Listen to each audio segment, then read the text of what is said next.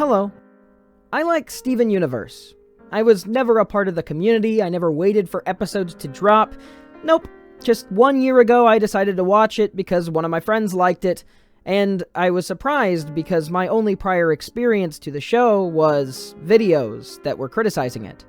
Upon watching the show and realizing that it's actually extremely good, I feel like it's important to go back and rebut a lot of the major issues that a lot of these videos had. So today, we're going to be going through the 3, in my mind, most impactful Steven Universe hate videos that changed the discourse about the show. This first one is EzPz's A Bad Show Made by Awful People for a Garbage Fanbase, which has 3.1 million views. The time and culture has changed a lot since these videos were made, and I think that people who maybe saw them at the time and didn't bat an eye will now be shocked in the same way I am by the content that's actually here. You first, you were in 3rd place. Jojo, this incident sometimes a slice of pie, carrying everlasting way. Okay, so we're actually going to be starting 5 minutes into the video. The first 2.5 minutes are very long, drawn-out memes. The next 2 minutes after that is poisoning the well over cherry-picked examples of weird people in the fandom doing weird things. Now we're finally going to learn why the show is bad. I hope. Okay, let's back up a bit. There's no need for me to explain to you the plot of Steven Universe for 3 reasons. First of all, there isn't one. Second of all, if you're watching this video, you probably already know it and are either here to listen to more reasons why it sucks, or to watch 3 minutes of it and then send me death threats, for which you can use my brand new Tumblr blog, StevenUniverseFansShouldDie.tumblr.com. Okay, so he says there's 3 main reasons why the show isn't good. 1, it doesn't have a plot, which is something that's so ridiculous that I don't even feel like it's worth rebutting. It obviously has a plot, both in each of its individual episodes and an overarching plot. Whether you like or dislike the plot is a different case, but it's pretty obvious from episode 1 to episode done that they're telling an overarching narrative and story. Point 2 is that he believes that you already agree with point 1. So point 3 is the last bastion of him actually making a point. Let's see what it is. And third, because what little plot there is, we're going to get to in a moment, so just hold your horses. Third is hold your horses. So 5.5 minutes into the video, he hasn't given any reasons why it's bad, he's just told Steven Universe fans to kill themselves. Let's first quickly talk about all the other problems the show has besides its writing and plot. First of all, a lot of the voice acting is bad. Not all of it, but a lot. With some characters being particularly unpleasant to listen to, like the main character. Let me tell you something. I am so happy that the character I get to listen to the most in this show is the one that sounds most like a flock of seagulls, and I'm so happy that Steven is always about 20 decibels louder than absolutely everyone else on this show. Okay, so his first actual point about the show is that he doesn't like the voice acting, specifically Steven's voice, who he thinks is really annoying. This is obviously personal taste, whether you're bothered by it or not. It definitely feels like a very tepid and nothing reason to hate on the show, at least considering the amount of vitriol and 6 minutes of build-up. I don't know, I feel like you would have wanted to come out of the gate swinging with something like more substantial than a really whiny, tiny nitpick. Furthermore, his complaints about the audio mixing is really strange. I have multiple friends who work in audio mixing, both professionally for companies and personally for their own successful YouTube channels, and I've never heard any of them say anything bad about the audio mixing that stood out to them any more particularly than any other show. His point about Steven's voice being mixed too high is undercut by the fact that he plays a 20-second long version of the entire opening just to end it with a meme where he screeches out the Steven part, which I can only imagine is something he did to be funny after he realized that nobody would actually tell the difference between his audio mixing. Absolute joy to listen to. As for the rest of the cast, most of them are passable, but others are either wrong for the character that they're playing or just outright bad. Trying to figure out why that is, I looked at the cast page on the Steven Universe wiki, which I think lists them in order of importance, or maybe in order of most recently edited, which I'll tell you that 9 times out of 10 is actually more reliable than an order of importance list. Now, take a gander at the first page of this list and tell me if you notice anything. Most of them are women. Come on, really activate those almonds. In case you haven't guessed it yet, you might notice now that aside from the voices of Steven and Greg, almost every other cast member on this list is a woman, usually a woman who isn't white. Now, I'm not saying that minority women can't act, it's just that when you look at something like this, it's hard not to come to the conclusion that the people on this list were hired based on sex and race rather than skill and talent. Yes, you're seeing that right. He's representing all the minorities on this list with a fried chicken KFC logo. Really tasteful, really lets me understand his perspective and opinion. So his argument is they were being hired based on their race and not their skill. But a lot of these people have pre-existing credibility and talent. I mean, Estelle, the very first person on the page, is a successful musician in her own right, and a large reason that she got the role is because of her singing abilities for the particular songs that she's in. Estelle is Garnet, of course. Ian Jones-Cordy also is not just some random guy who came in. He's one of the co-producers of the show. He's Rebecca Sugar's husband. He wrote multiple episodes. He's not just like a guy who got a voice acting role. He's actually very substantial in the creation of the show. And at later points in this video, if I remember correctly, they'll actually show his tweets in reference to creators and people who worked on the show. So he's sort of omitting a lot of information that I can assume he already knows in order to further this idea that people were hired because of their race or that diversity inherently made the casting suck. Let's see if he has any examples of specific voices that aren't good, though. Think I'm wrong? Well, take into consideration the next fact. Some of the people on this list are notoriously bad. People like Mary Elizabeth McGillen, who's infamously bad for her voice acting, Ashley Birch, who only got into the voice acting industry through nepotism via her degenerate brother who secretly wants to sleep with her, and Charlene Yee, who's so unbelievably bad that even the show's own fans admit this, and despite this, she voices 6 characters. Okay, so these are the 3 hand-picked examples. Now, I don't know who Mary Elizabeth McGlynn is, I don't know who she voices in the show, I don't know anything about her, to be honest. But Ashley Birch is an extremely well-respected and beloved voice actress. Don't believe me? Well, I looked this up. She voices Alloy in Horizon Zero Dawn. She voices that Life is Strange girl. I don't know, I'm not really a fan. She voices Tiny Tina from Borderlands, one of the most beloved characters in the entire series. She voices Parvati from Outer Worlds, which is like one of my favorite characters from that game. She's in everything. She's been in multiple anime that are well received, even though I don't watch dubs, so I mean, I don't have personal taste there. But Ashley Birch is also on Critical Role, one of the most popular voice acting podcasts.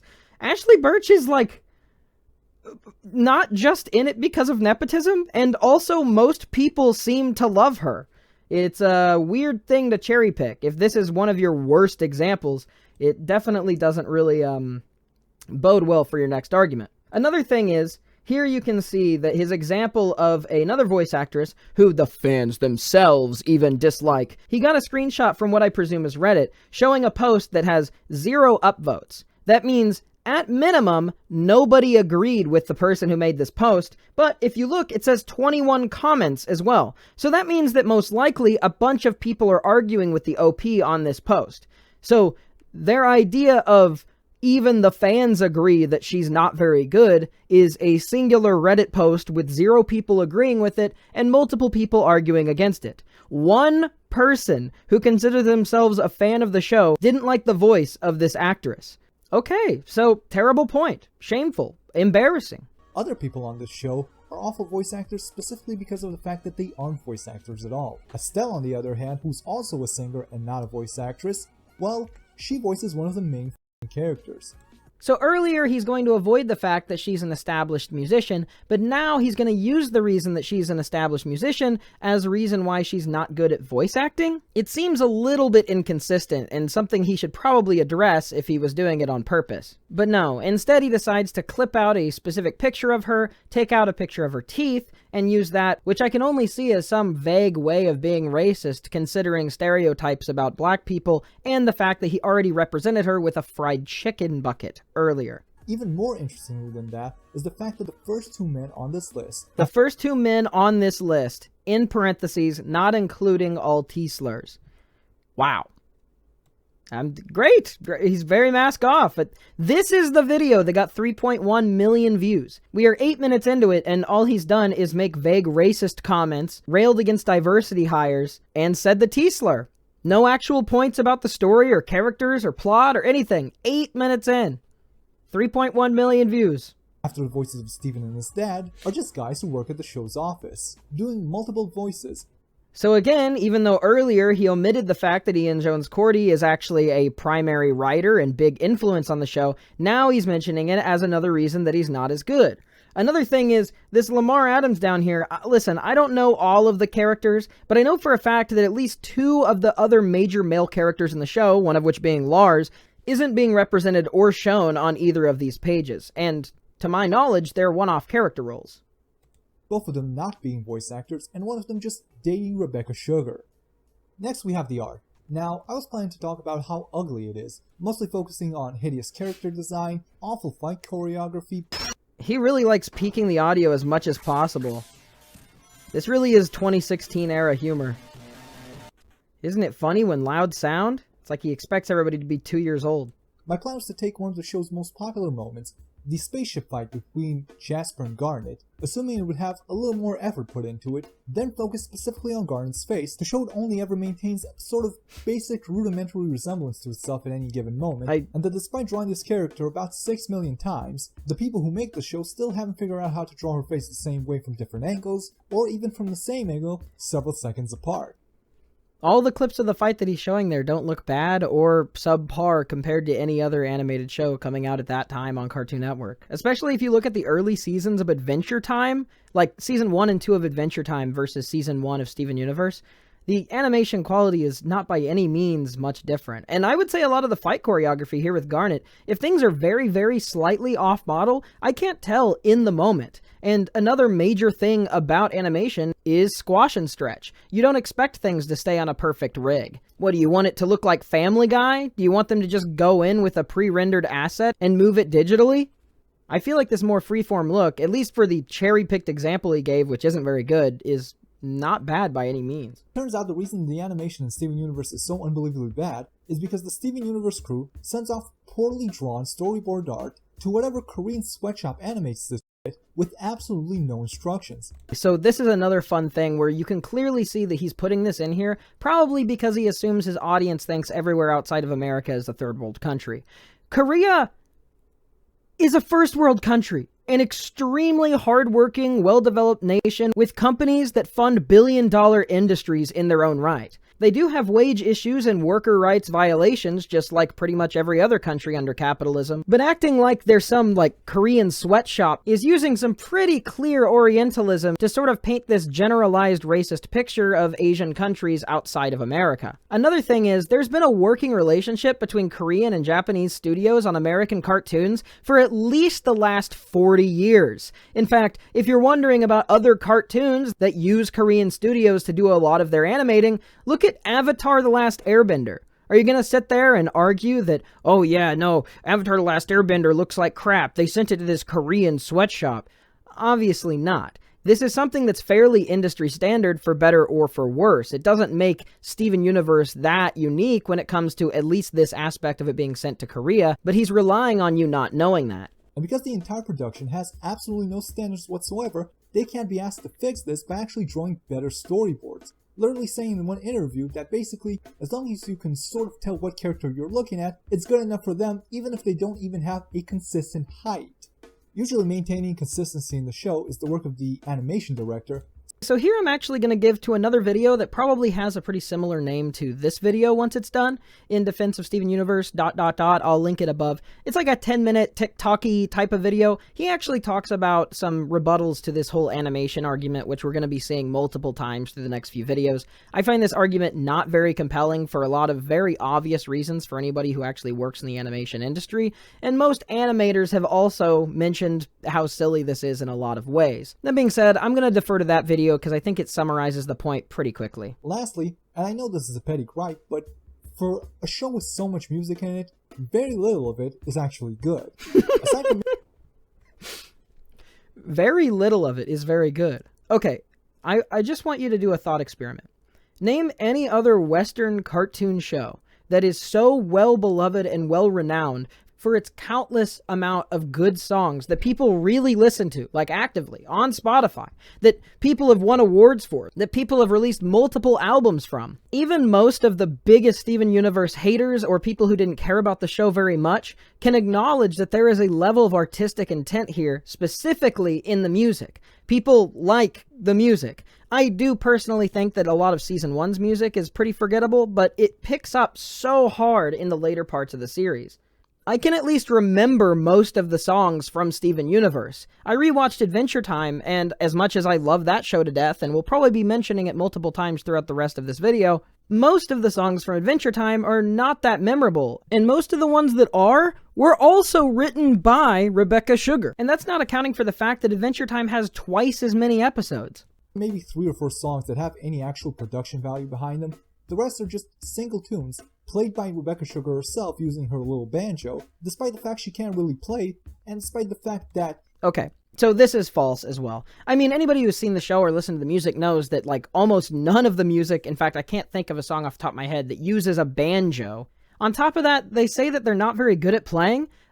Rebecca is a multi-instrumentalist. In the very least, they can use the keyboard, the ukulele, the guitar, and on top of that, whenever I tried to learn a few songs from like Steven Universe Season 3 on my ukulele, I actually was lazy and ended up using more basic chord progressions for some of the songs because Rebecca actively uses more complex things. I mean, most ukulele songs that you come across are just 4-chord songs you can easily put together. Rebecca's songs actively use multiple chords and often very unconventional ones with a lot of more difficult finger stretches. But not that this guy would know. He probably doesn't know a single thing about playing music or instruments or anything of the like. I, though, personally, as someone who's tried to learn some of Rebecca's songs, know for a fact that she can play. She's at least above average, she's not a beginner, and she can play multiple instruments. This is just crapping on her and once again assuming that his fans are just as talentless as he is. Even though the show consistently insists on having characters break into song at any provocation, most of the actors on the show can't sing at all. And yes, that does include Estelle. Great. The teeth. Again. Have you met anybody who's heard a Steven Universe song out of context who's been like, man, that person can't sing? No, she's a professional musician. She was a great singer before she got on the show and probably got on the show partially because she was a great singer. But instead, he just wants to bully her for how she looks and over-exaggerate things about her teeth and associate her with fried chicken buckets. It doesn't feel very uncharitable of me to just assume that this is being guided by racism. But none of that is what I'm really here to talk about because Steven Universe's real problem isn't the art. It isn't the voice acting or the music. It's the writing. It's the characters, it's the story, and it's the plot. So let's go over an escalating scale of shittiness here. Alright, time to actually get into the writing issues. I want to see what his poignant, interesting thoughts are, after floundering about with vague racist signposts, no examples of bad voice acting, and referring to actors and actresses that are actually well-beloved in the industry as bad. That indicate a general incompetence. Take for example the gem fusion. Something that the main cast does on rare occasions to combine 2 or more characters into a single, more powerful character when fighting an especially powerful enemy. Now, you would think that the first time they do something like this, it would be an exciting, important moment in the show. The gems engaging in a beautiful transformation sequence to reveal their true power against a seemingly unbeatable foe. Something that people would want to see and would always remember, like the first time Goku goes Super Saiyan. Well, you're wrong. In Steven Universe, it doesn't work like that. No. In Steven Universe, the first ever fusion is performed unceremoniously off-screen, there is no enemy for them to fight, and the only reason they fuse together is to save Steven who has hurled himself off a cliff for the millionth fucking time. Okay, an opportunity wasted, but surely there'll be others, right? Okay, so I just looked up on my phone all Steven Universe fusions in order, and I thought that Giant Woman was the first one, and I was right. The whole episode, if you don't remember, is about Steven wanting to see them fuse and do fusion, and Pearl and Amethyst not being able to get along or wanting to fuse because of the implications of that. Eventually, Steven's life gets in danger, and they fuse and save him. I don't know, that feels like a pretty not anything like what he just described, but even if that wasn't the first fusion, A big part of early Steven Universe is the mystery and mystique, figuring out how the gyms work, what is Homeworld, what is going on, and a lot of that is done through vague exposition and intentional omittance of information. So even if the first fusion was off-screen, or maybe vaguely out of sight, or something like that, I feel like part of the coming to understand the great things about fusion would be one of the interesting things about the show. Of course, he doesn't show any examples. Instead, he's just basically uncut, showing a singular episode of the show that's unrelated from, I think, season 3 is this? Maybe season 4. Used only in the most desperate situations. Surely, they wouldn't squander this important moment, right? I mean, definitely they wouldn't make this mistake again. Right? No, of course not. Once again, it happens off-screen. Once again, there is no enemy for them to fight.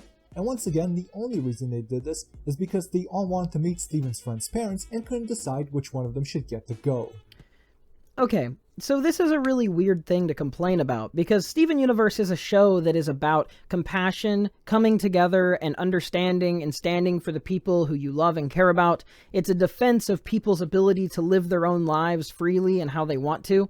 So how he describes it is kind of disingenuous as like a minor thing. Him being like, why no big fight? He needs punch! Punch happen now! That's basically what this video sounds like to me. Because you take the 3 major characters who've raised Steven, and they're all wanting to leave a good impression, but they don't know who is the right fit to meet Connie's parents. They want to leave a good impression. So, what are they able to do? They're able to all 3 come together for the first time to try and help Steven with this situation. It, of course, backfires because they're all freaks. You know, they're aliens. They don't understand how humans work. But the sentiment is good. The sentiment is all 3 of them, despite their differences, constant bickering, and arguments, have come together specifically because they believe in the best interests of Steven and want to help him if they're given a chance. There's something thematically useful here that stands with the series in a very obvious way. This is something we like to call competent writing or sensical writing, not just, oh, why no big enemy? Gotta punch him! You know, which seems to be the thing he's complaining about here. So basically, the people making this show are such hacks, they don't even know how to use basic storytelling conventions. Because combining the thematic and character arcs as well as the themes of the overall story in a way that is subversive and gets across a message through a creative and unique way, rather than big monster go punch big man, is, I mean, I do agree. I agree with him. It is subverting basic character writing and instead moving on to something that's more interesting, complex, and original. Okay, what else? Well, another layer of incompetence here is the constant, endless slew of continuity errors. Things like...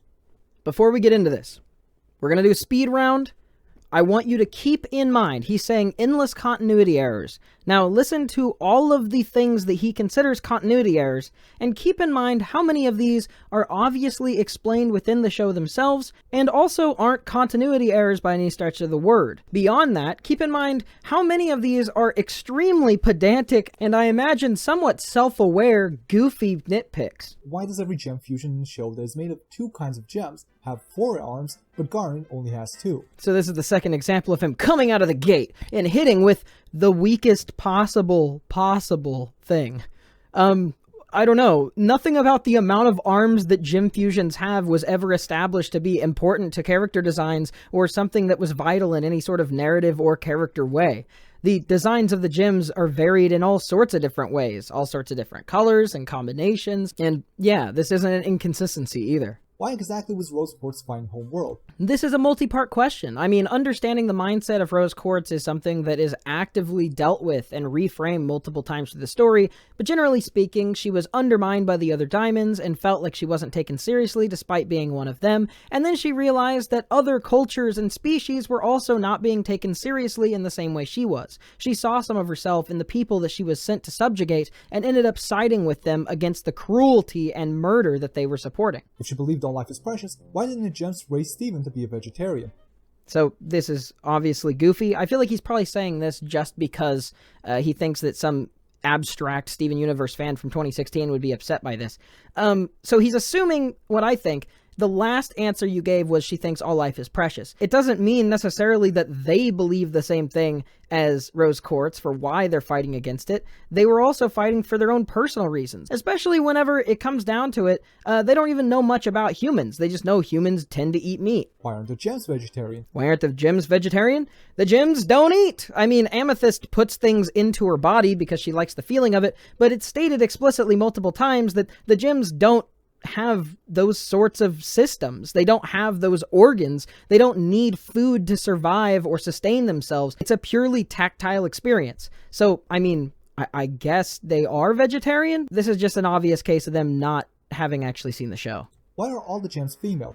The gems aren't female. They are femme-presenting. They don't reproduce in a classic type of way. Instead, what we would consider as a femme-presenting attribute is just something that the species tends to have, which, as far as alien species go, should be fine of an explanation in and of itself. Form into any sort of shape they want, why would they choose to look like humanoid females with useless breasts? If they can form into any shape they want, why would they choose to become humanoid females with useless breasts? So, multiple things. They are born and come out and are created in a specific type of form. They can transform into different things, but it's an ability that they have to train. It's something that depends on their power, and it's also something that exhausts them over long periods of time. This is something that's repeatedly established with Amethyst. This is something that's established when Steven starts getting the ability in season 3, and he makes himself a little taller, and it takes a lot out of him just to maintain that for a little bit.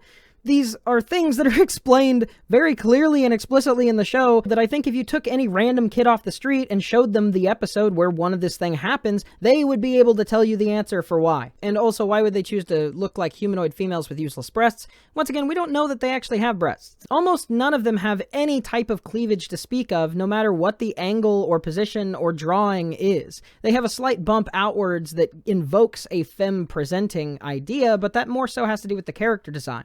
Why would they have more mass in their upper body? I mean, I don't know, men have that too. It's where the musculature is, or it's how the gems are formed by default. This seems like a very pedantic point that is, once again, not an inconsistency, and second of all, not causing any sort of issue with the plot, story, characterization. It feels like a step below CinemaSins tier criticism. Sexually dimorphic species have genitalia at all. Why does a sexually dimorphic species have genitalia at all? We don't have proof that they have genitalia at all, at least in the way that it is understood by humans. There's no evidence or reason to believe that that's how they work, or that it's analogous to humans. Greg impregnated Rose, does that mean she have a vagina? So he's asking, if Greg impregnated Rose, does that mean she has a vagina? He's talking about a kid's show. He's complaining about not understanding the impregnation process of a character in a kid's show. An alien gem magic character that can operate in any number of magic ways. 3.1 million people saw this video. Why? Why would she have a vagina? We don't even know that she had one. Does every one of the same type of gem look almost exactly the same if they have shape-shifting powers and can look like whatever they want? He's so close to getting it. Why does every type of gem, if they all have shape-shifting powers, look nearly identical as the other gems of their same type if they can look however they want? Once again, that's because they come out looking a very specific way, and it takes active effort and strain to change their form for prolonged periods of time, something that is expressed explicitly multiple times in the show. Fusion requires gems to be mentally in sync. Why can some gems force other gems to fuse? If fusion requires gems to be mentally in sync, why can some force others to fuse? This has to do with willpower and intent. It has to do with them being in sync in the regards of a certain goal is not being fought against. So the main example that I would think of would be Jasper and Lapis. Jasper forcing Lapis to fuse, I think, is very indicative of something like battered wife syndrome, or learned helplessness, or people who are in toxic or abusive relationships who have given up on ever being saved. It's something that Lapis even mentions in the previous episode to this fusion happening, where Steven tries to save her, and she literally says to leave her, that it's not worth it, that there's no way that she'll ever escape her imprisonment. No matter where she goes or what she does, she always ends up suffering and at the whims of someone else. So she's given up as a person. She has given up on fighting, on doing anything. And so she lets Jasper fuse. You know, if you have two people who are supposed to be steering something, and one person isn't doing anything, and one person is steering in the direction they want to go, you're going to go in the direction that one person wants to go. If you have two people that are supposed to be steering, and they're both moving in opposite directions, then you're not going to be able to go either way. Same way with gem fusion. Feels pretty intuitive, actually. Fusion requires a dance to fuse. Why are some gems able to fuse by just touching each other by accident or doing it without dancing at all? Dancing is not required for gems to fuse. It's sort of getting into the groove of being able to understand the dynamic of the relationship. Who supports who in what scenario? Who takes the lead here or there? A lot of these things are being established whenever the dance happens because, by default, people are operating independently and they're having to get themselves into the sort of idea space to work together and be of one mind. Some gems don't have that issue. They don't have to get into the vibe. Garnet spends more time fused than she spends apart. And so because of that, Ruby and Sapphire are almost always on the same page and same wavelength with each other, and because of that can naturally fuse almost without effort.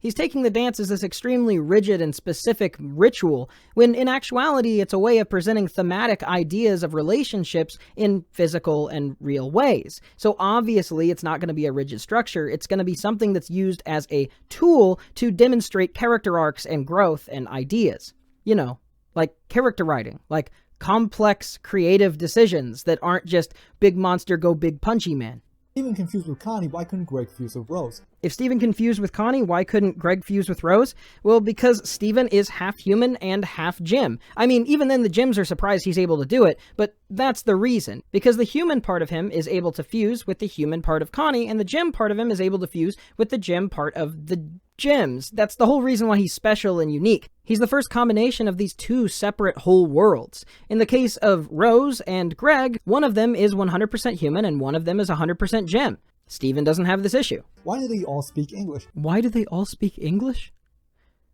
It's a Western TV show made for kids in America. That's why. Do you ask why everyone in every television show only speaks one language? For any other show? This is pretty much the standard. If a show goes out of its way to give you a language that can't be understood, normally it's being done for specifically narrative reasons, especially for shows that aren't extremely gritty dramas for adults. What a silly thing to put forward. If Pearl and Amethyst are gems who are thousands of years old and never age, why do they look younger when Greg meets them for the first time? If the gems are thousands of years old but never age, why do they look younger when Greg sees them for the first time? Well, I think that that's a very interesting question. I'm gonna have to ask my friend that next time that he cuts his hair, or the next time I see somebody wearing a different outfit. I mean, what? It's not like the fundamental shape and size of them completely changes over time. They still have the same general forms, or at least general lack of consistency in their forms. Them having slight design changes is a natural cause of them being sentient, real-life characters who can grow and understand the world and present themselves at different times with the different personalities and things they're going through. Silly. Garnet can see the future, why does she use this to stop horrible things from happening to them? If Garnet can see the future, why doesn't she use this to stop horrible things from happening to them? Well, there's multiple aspects to this that are also explored. There's like half of an entire episode explaining her future sight ability. The future, as it operates in Steven Universe, isn't a matter of predetermined future, this is going to happen. It's a matter of streams and pools and rivers and possibilities. So whenever Garnet looks into the future, she isn't looking at the singular future that's going to happen, she's looking at the thousands of possible futures depending on certain things. And so she's always actively trying to push reality towards a more ideal future. She can't actively spend all of her time looking into all timelines that are always shifting, so she has to hedge her bets. Another thing that's pointed out, partially because of what Steven represents thematically in the story, is the fact that Steven is an element of chaos, randomness. He sort of throws a cog in a lot of the future situations that Garnet can see a part of. There's even a whole episode where Steven learns about all the different ways that he could die in a single day, but the fact that he has to learn to let go and trust that that's not going to happen, that he can't live in fear of all of the possible futures and instead just try to be the best person he can and hope for the best, because that's all we can do. Like, I don't know, it's crazy that he would throw this out. There's like literally an entire episode dedicated to this exact question. Why does Steven live with his mom's 3 lesbian ex-girlfriends instead of his biological father? Why does Steven live with the 3 gems instead of his dad? Well, that's mainly because the dad doesn't want anything to do with the gem behavior, and they don't really know what's going on with Steven and the gem. He knows that he still has the gem and seems to be able to do some sort of gem-like powers, and because Greg and his personal trauma and not wanting to do with a lot of the gem stuff, he is completely unequipped, has no knowledge of gems, and also doesn't want a part of the gem half of things. So you've got 3 people instead of 1. three people who have a lot more knowledge over what could potentially happen with Steven, and a lot more knowledge of Homeworld and the gyms, and better idea of what to do if something wrong happens. Just from a logical basis, it makes more sense for the three people who are gyms to take care of this new weird gym fusion than one human who, quite frankly, barely understands humans. If he owns a car wash, why does he live in a van? If he owns a car wash, why does he live in a van? There are multiple ways you can answer this question, because really a lot of this has to do with the characterization of Greg. I mean, one thing could be seen as it's a way to put forward the idea that Greg is a free spirit who does whatever he wants, and it ties himself back to his nomadic kind of rocker days that he hasn't quite lived through. He enjoys, he's fine with living in a van, he's not bothered by it. I mean, in Steven Universe Future, they even go into how he was raised by his parents, and how that sort of created this idea of stability being this terrifying thing for him, this crushing whatever. But really, another practical reason that doesn't even have to do with that is the fact that it's a dead-end town with a pre-existing car wash. Most likely, the car wash isn't worth much money, nobody wants to buy it, he might have already had it in his name or had it from a long time ago, and so if you are ever poor and in a small rural town, it's very common to have someone who might otherwise not be very financially well off have owned property in that area, or have gotten the property by some run of luck. I mean, Greg is showed to be a lucky character as well. There's just so many possible, reasonable answers that the show gives you. How can the gyms afford this giant beachside mansion? How do the gyms afford this giant beachside mansion? The gyms were here before any of the humans were, so most likely they had already set up base and set up everything before any regulations or codes were even there. It's not like they bought it on the housing market and decided to move in. The mountain literally is shaped out of their gym fusion. Are they paying for it with Greg's child support money? And is Greg paying it with child support? So he's started completely giving up any sort of pretense of saying anything of value. He's just starting to make a joke. Why he lives in a van while his son is being raised by strangers. They were the best friends for at least decades, if not hundreds of years, with Rose, and literally fought in a war next to them.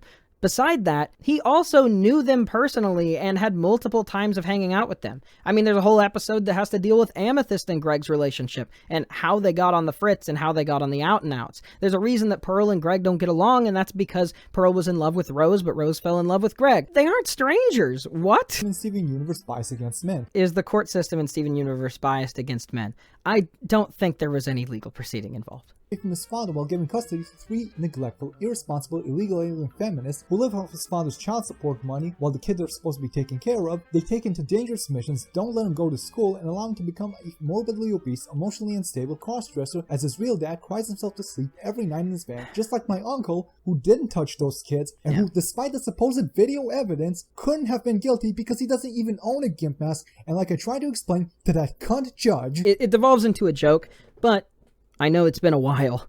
If you keep track of everything that he said, almost all of it is stuff that's obviously explained in the show, isn't a contradiction, isn't an inconsistency, or is something completely ridiculous to expect a kid's show to go into. So, what's the wrap? We're 14 minutes into this video, and he has said nothing of value and not made a single point other than typing a slur and making multiple racist jokes. On a larger scale, there's the issue that the plot never progresses anywhere and nothing is properly explained. Hundreds of episodes in, the plot never progresses anywhere and nothing is ever explained. I don't know, man. I don't really have any issues explaining the whole plot of Steven Universe. And also, to nitpick, it's not even hundreds of episodes, even after Future. It's just 150. The most basic aspects of this world, and the characters that live in it, are never fully made clear. Things like, why, again, are the crystal gems fighting other gems? Oh no. How do the gems become corrupt? How is Rose able to protect her friends from becoming corrupt but not anyone else? Why didn't... Here's the thing. I just went through like 20 things that he rambled off. I want to point out what he's doing here. Nothing he's saying is valid, but he's rattling off dozens and dozens of completely ridiculous and stupid things, hoping that one or two of those things might catch you, or if you haven't seen the show, you'll think, yeah, why don't they explain that? Or, wow, they really don't explain any of these things. He's, once again, assuming the ignorance of his audience, giving a tidal wave of gish-gallopy arguments that aren't really standing for anything, but since it takes so much time to go through and debunk or explain all the things he's saying, it comes across like there's more issues than he actually has, when in reality, the only thing that he seemed to substantiate is his own racism. Why? And the same problems arise when you think about the cluster. Why did Homeworld put the cluster in Oh my gosh, he's doing it again! There are just so many questions that are never answered, and even when they are answered, There's so little focus put on them, you'll miss it if you blink, or There's just so many things that are never answered, and even if they are answered, there's so little focus put on them that you'll miss it if you blink. So he's playing both sides of the field here. He's basically saying, okay, this is how it is, but if you can find a counterexample, it's actually this instead. He's trying to make a situation where he's not wrong no matter what, but his points are actually so bad that he's still wrong. I don't know, the future side example that he mentioned with Garnet has an entire episode dedicated to explaining it. And I do think that anyone with any media comprehension whatsoever who's like at the age of 10, maybe even younger, would be able to understand what's going on there. you'll just won't understand because it's explained so fucking poorly and just end up with even more questions. I don't think for a second that this is something End up with even more questions, like his 6 questions in a row about how Rose gets impregnated. If this is where your mind is going to, I think you're watching the wrong type of show. that's done intentionally to keep the show interesting. No, this happens because the show literally has no script writers. That's right, apparently this show does not have actual script writers, as explained in that video I talked about earlier. See, it turns out that the people who work on the show believe that this is an art-driven show somehow, and that the only way to write a script is to write it based on the shit that they already drew. Do you understand the stupidity here? The only dumb thing happening here is from the video. He is taking the idea of no script writers and then trying to put what a script writer is into a very narrow idea, and then conflating that and using that as a reason to believe that there was no forethought put into the show. But there's countless writers on the show. Some episodes have 2 to 3 writers who are doing major storyboards. When you say you do the art beforehand, it could be they had the idea, they wrote the concept down, they wrote the storyboards, and then they put it out. Obviously, they had to write the story before they put it in. They can't have the finished art whenever half of the dialogue, half of the plots, half of the premises, all that has to be worked out. So, what, that's just not writing anymore? This idea that there are literally no writers can be disproven just by watching a singular episode of the show. The show would be incoherent or an abstract art piece with no specific character guidelines and plot. There's specific arcs that actually span multiple seasons. There's world building and character lore and reframing and mysteries. There's whole arcs. Obviously, this required writers to accomplish. There's also been multiple books and releases and interviews and whatnot in the years since Steven Universe concluded that actually show a lot of the working process of understanding what they were going to do from the start of the different character arcs. This is just something patently ridiculous to put forward. Basically, they're sacrificing the most important part of the show, the script and the story, for the sake of the art, but then they're so lazy they can't even be bothered to make the art good. Then why do this in the first place? Worse yet, is that all this incoherent plot can be solved so easily. All you need to do is have Steven, the main character, ask some questions. After all, Steven is the audience viewpoint character, and yet he never questions anything. Steven is the audience viewpoint character, but he never questions anything. You know, the conflict that's caused by most episodes in the show, from the very start, is the fact that the gyms intentionally won't tell him anything and he wants to know more, so he's actively doing different things to try and understand. Sometimes whenever the gyms tell him this is the way the world is, he will immediately defy and deny them in order to do a different thing, and he might end up being in the wrong, but he also might end up showing the gyms that he's more responsible and worth knowing more about the world instead. Most of the conflict in Steven Universe is specifically because he wants to find out things for himself and isn't willing to take the answers that he's given at face value. He's always trying to understand and reevaluate situations from the way that they're told. I mean, he's the reason that they find Peridot because he denies them. He's the reason they find out they can heal the gyms who are corrupted. There's so many major plot things that are directly caused by the fact that Steven immediately denies, asks questions, tests, or figures out things on his own, even when sometimes it backfires on him. Although even when he does, it really begs the question of why now? He's doing the exact same thing he did earlier with the whole plot script writing thing. He's stating one thing, and he's like, okay, but if you can name examples, it's actually this thing. But no, actually, I didn't think to myself, why now, when a situation that arose in a 10-minute episode was also immediately questioned by him. Like, he only started questioning what they were saying immediately after they explained to him what happened, like 1 minute into the show. Why didn't he start questioning while they were in the middle of explaining it 30 seconds into the show? I don't know. This is also an extremely ridiculous nitpick for anyone who's actually seen the show. After all, he's 14 years old at this point. He's been going on gem hunting missions for years apparently. At least since the first episode, and probably before that. That's Steven's major arc in the first, 20 episodes of Steven Universe, is him proving to the gems that he's worth taking on missions and telling about information. Most of those episodes are them going on intentionally boring or underwhelming missions because they're afraid they'll hurt Steven. He hasn't been going on these missions for years, they've been babying him for years, and he's desperately trying to prove to them that he's worth more than that. The gems also keep a lot of secrets and don't understand how Steven will take things because he is a child and he's not emotionally mature or ready for a lot of the serious things that are actually occupying the world. I mean, even by the last season, Pearl is still keeping secrets and promises that she made hundreds of years ago, even from the other gems, not even just Steven. So this is a provably false thing to say. And despite all of that, he still needs to explain to him what the homeworld is, what gems are, how gems work, where... He's doing this again. Okay. He still needs to explain to him what homeworld is, what the gems are, what blah blah blah.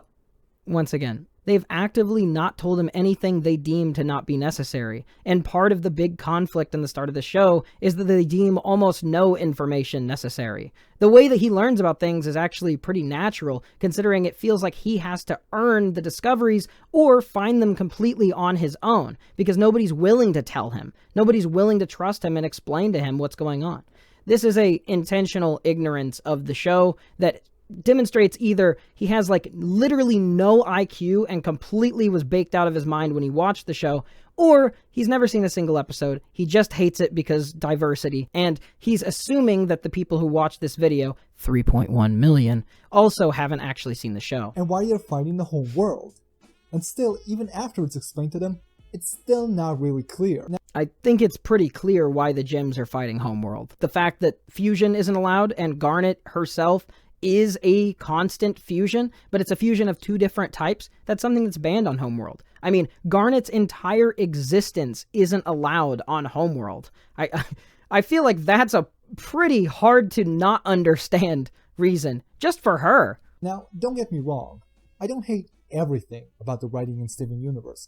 I actually enjoy some of the more adult themes. I'm honestly curious at this point what he thinks an adult theme is in Steven Universe. Is it the theme of if Rose has a vagina? Because other than the race and the sexuality of the characters, that's all he seems to care about.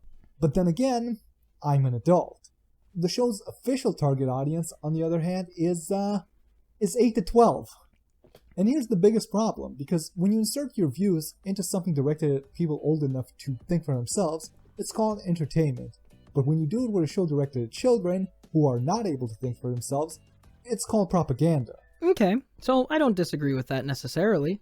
What's the propaganda? What's the propaganda that's being pushed? We keep morals in kids' shows in normal countries nice and simple because they're too simple-minded and will just believe anything you tell them. In normal countries, shows focus on teaching things like don't steal, don't talk to strangers, don't in your dad's sock drawer. But in places like North Korea and the Middle East, kids shows teach kids things like Americans are pigs, is okay, and the Jews. What we don't do in developed countries is allow... I think this is a good time to throw in that if you haven't, please like and comment on the video, maybe a few times throughout the video, share it around. I think that this is very important for people to actually see the difference in, and also, this is a lot of work for what is overall a very small financial return. If you want to see an uncut version of this video as well, obviously that is available to my patrons. A group of 20-year-old idiots who can't even write a basic story arc or keep their own metaphors consistent to make a propaganda film for toddlers. But somehow, thanks to nepotism and diversity hires, one little Joseph Goebbels managed to slip by and create a cartoon where 90% of the population is gay, and the symbolism is so broken it accidentally turns half the show's cast into... I hope that I don't need to point out why this is extremely disgusting. Actually, I'm not sure if I'm even going to show it in my own video. I might blur it. He has superimposed Rebecca Sugar's face onto a Nazi soldier. This is insensitive, of course, because Rebecca is ethnically Jewish. Can you imagine that? Can you just imagine the level of unnecessary cruelty to dislike a television show and then make a joke about the creator who is Jewish and superimpose her as a Nazi. Assume her of something similar to that level of hatred and regale that was mostly aimed at people just like them. It's really nasty. I mean, whatever propaganda he's talking about that's in this show, I hope it's pretty bad. I mean, I'm curious. What is this propaganda? 90% of the characters are gay? Okay, they're sexually non-dimorphic, as he says. They're not explicitly anything. There is no gender. They fall in love with each other. They have romantic feelings. They have platonic feelings. They live together in more general environments. But being specifically gay or having any sort of explicit sexual aspect to anything isn't in the show. You're saying that it's okay to superimpose a Jewish person onto a Nazi soldier because they have gay characters? That's a level of propaganda that's any way similar? That's a serious amount of hate that he must have for gay people to possibly think that that's even close to the line. And the second part about assault, we're actually going to discuss in the second video, so I'll be passing by any mentions of that. Most of it's based on that video that we'll be talking about later in this video, and I don't want to be too redundant. We'll get to that, you'll see. Because let's not beat around the bush. The Steven Universe crew are a bunch of left-wing radicals. Fusion is a metaphor for sex, as the show's own creator admitted. Fusion is a metaphor for sex, which the show's own creator admitted. So the person that's being shown right now is not the show's creator or frontrunner, but rather a person who worked on the show. And even so, the tweet does not say that. It's an extremely uncharitable way to interpret this. They say, a fusion represents a relationship between the people that form it. And by relationship, I don't mean strictly romantic. Do they think the only type of relationships are sexual and romantic? We're talking about relationships between people, not actions between people. The obvious thing that non-freaks would go to is they're talking about platonic relationships or familial relationships. Reading this as somehow saying that it's a sexual relationship is unbelievably uncharitable, especially whenever most people can intuitively know what they mean. I mean, Greg and Steven fuse at one point. It's obviously representative of their familial bond, the relationship they have as father and son bonding over music. Do you really think the creator is coming out saying, yeah, Steven and Greg, they do it with each other? Obviously not. What? And using it to insert political messaging into the show is basically an attempt at indoctrination of grade school children. He's saying fusion is a metaphor for sex, and because of that, it creates indoctrination of grade school children into this political ideology. So what is the indoctrination? What is the message being sent of the idea of a relationship, sexual or otherwise, between mostly femme-presenting characters? Gay people exist sometimes. Wow. They sure are indoctrinating those kids by letting them know that gay people exist. You know, some kids have, like, gay parents. And whenever they come to like a parent-teacher conference or friends of certain kids meet other kids' parents by going over to their house, they're gonna have to face and see gay people anyways in their normal life. There's nothing explicitly sexual about a relationship between two people. Just because they are of the same gender or the opposite gender doesn't imply anything inappropriate. The big radical reason that he is now painting Rebecca as a Nazi is because gay people exist, and they let people vaguely know through the general metaphor of femme-presenting characters fusing that gay people exist. This is an unbelievable stretch, compounded with such obvious homophobia that it's embarrassing. But as bad as all of this is, it really falls flat because it's never actually clear what the metaphors are metaphors for. See, is fusion sex because they're all women, or is it technically not? Oh my gosh, he's doing it again. Okay. Oh no. Not gay sex because they're all genderless. You know, if he actually had these questions in earnest, I feel like it would have served him well to, like, just sit down and think for, like, 2 seconds. Like, think for 2 seconds, or maybe look up the question or ask it on a thread, because these are not hard questions to answer. These are not things that aren't explicitly stated. But no, instead he's digging up specific tweets, reading them in the most uncharitable way possible, ignoring any information of the show to the point where I don't think he's even seen a single episode, and then regurgitating it with a bunch of hate. It's obvious that the only reason he's invested in the show is because of, well, because of his pretty far-right beliefs, which are pretty obvious at this point. And you know what? He did get a lot of views and a lot of money from this video, so I can't say that it wasn't worth it for him necessarily. And if it's not gay sex, and Homeworld is persecuting gems for of different kinds and views, is it actually interracial? Is this character who is persecuted by Homeworld for fusing with 6 other gems an attempt at promoting polygamy? So, is it a metaphor for interracial relationships? And is this character that is fused with multiple a reference to polygamy? I think that it's possible to read the gem fusion of 6 who are always together as polygamy. It could also be very close friends. I read it as a more open relationship. A relationship, or maybe even found family. I feel like they have a very found family vibe as well. Can I ask why he thinks it's somehow a left-wing radical position to display something that he could see as interracial relationships, though? I don't know. I feel like that would be like a far-left position like in the 1930s, not in today. It's pretty obvious the only reason he's seeing this as far left is because he himself is so far right that anything even approaching the center would be seen as too far gone. Is this character a Muslim? And then throw in an insensitive joke towards Muslims, which doesn't even have a punchline or make sense. Why does he assume that the character is Muslim? I mean, literally no descriptors that he gave has anything to do with Islam. On top of that, there's the show's obvious anti-man propaganda. Some of you are probably wondering why I'm even dignifying this video with such obvious levels of hate and literally no level of reason or logic put into it whatsoever.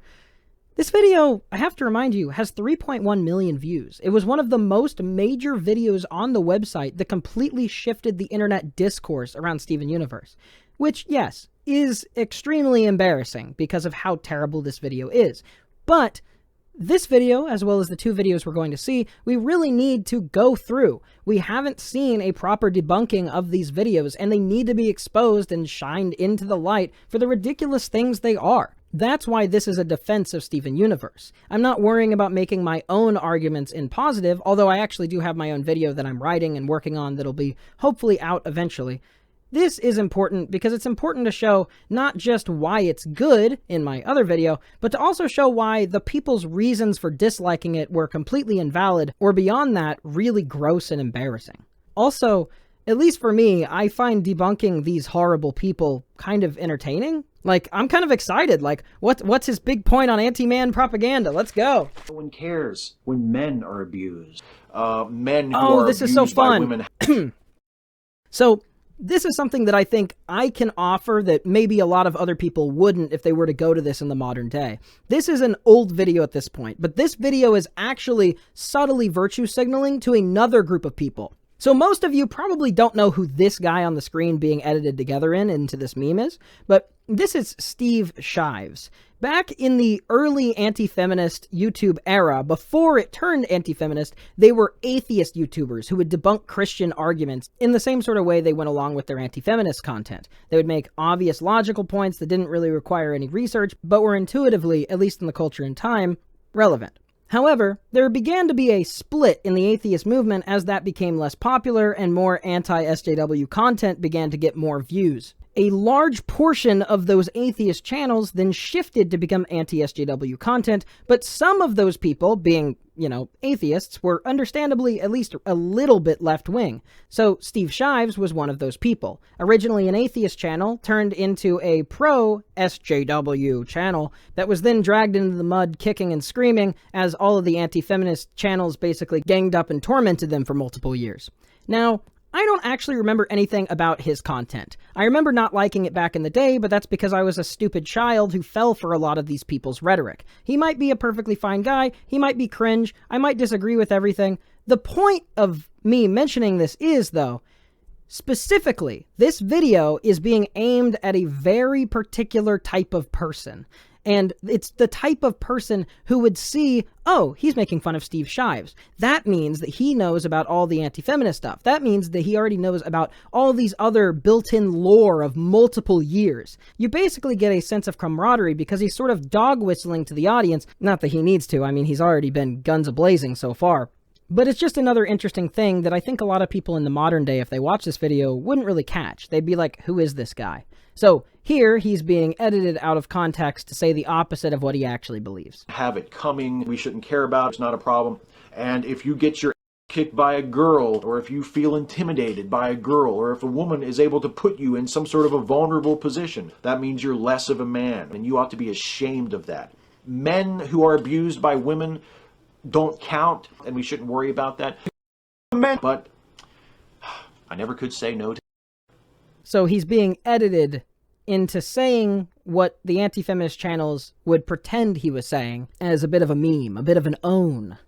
Who would want to have a vagina? Me. And this is so widely known that even the show itself acknowledges this, with this character who's a fat conspiracy theorist MRA guy, who says that the gems hate men in an attempt to make people who make this observation look ridiculous. But are they really? Are they really that ridiculous? This man goes, guys, everybody keeps crapping on Ronaldo. Hear him out. Ronaldo's right, everybody. Why does everybody not take Ronaldo seriously? He's got a point. Ronaldo has a point, guys. It is actually pretty funny that he's standing up for Ronaldo. After all, one of the show's own creators once outright stated that even though gems have no sex and there's no reason for them all to look like women, according to this guy, all gems are female and will always be female because they don't want men to be able to identify with them. Oh, is that why? All gems are female and will always be female because they don't want men to identify with them. Is that what that said? Well, let's see what it said. People who ask for male gems are just gonna start getting links to Avengers DVDs on Amazon. God forbid a piece of media not include super masculine, self-insert, superpowered hero characters for straight males to identify with. So, is anybody watching think that that was a good faith interpretation of what he said? Obviously, he's not saying he doesn't want men to identify with it. He's stating that there's already a vast abundance of different superpowered, strong male characters that you can already identify with. That instead, because there's a severe lack of characters who are more femme, but also present in certain ways, or aren't hypermasculine, like Steven, he's more emotionally centered. That because of that, he's wanting to offer an opportunity for people who don't already get an abundance of a specific type of person on the screen. Is him throwing in the straight males thing maybe a little bit inflammatory? Maybe? It's also just like an objective fact. Whenever you look at certain demographics, the demographics that eat up specific types of content that have these specific types of characters are being catered to constantly, and it is a specific thing that's kept in mind to have, okay, big, strong, manly man gets with hot lady. Objectively, big, strong, manly man getting with lady appeals to straight men. That's the sort of character that straight men want to identify with. I mean, is this really an equal level of inflammatory with anything we've seen in this video so far? It's not even in the same ballpark. Because they don't want men to be able to identify with them.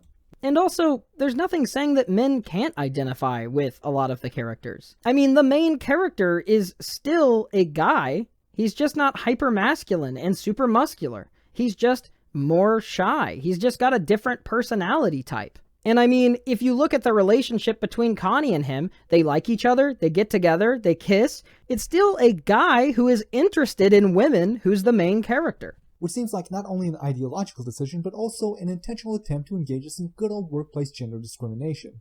See, by making even male characters into technically female, they don't have to hire any men to voice them. So deciding to make a piece of art where most of the characters are femme-presenting is workplace discrimination.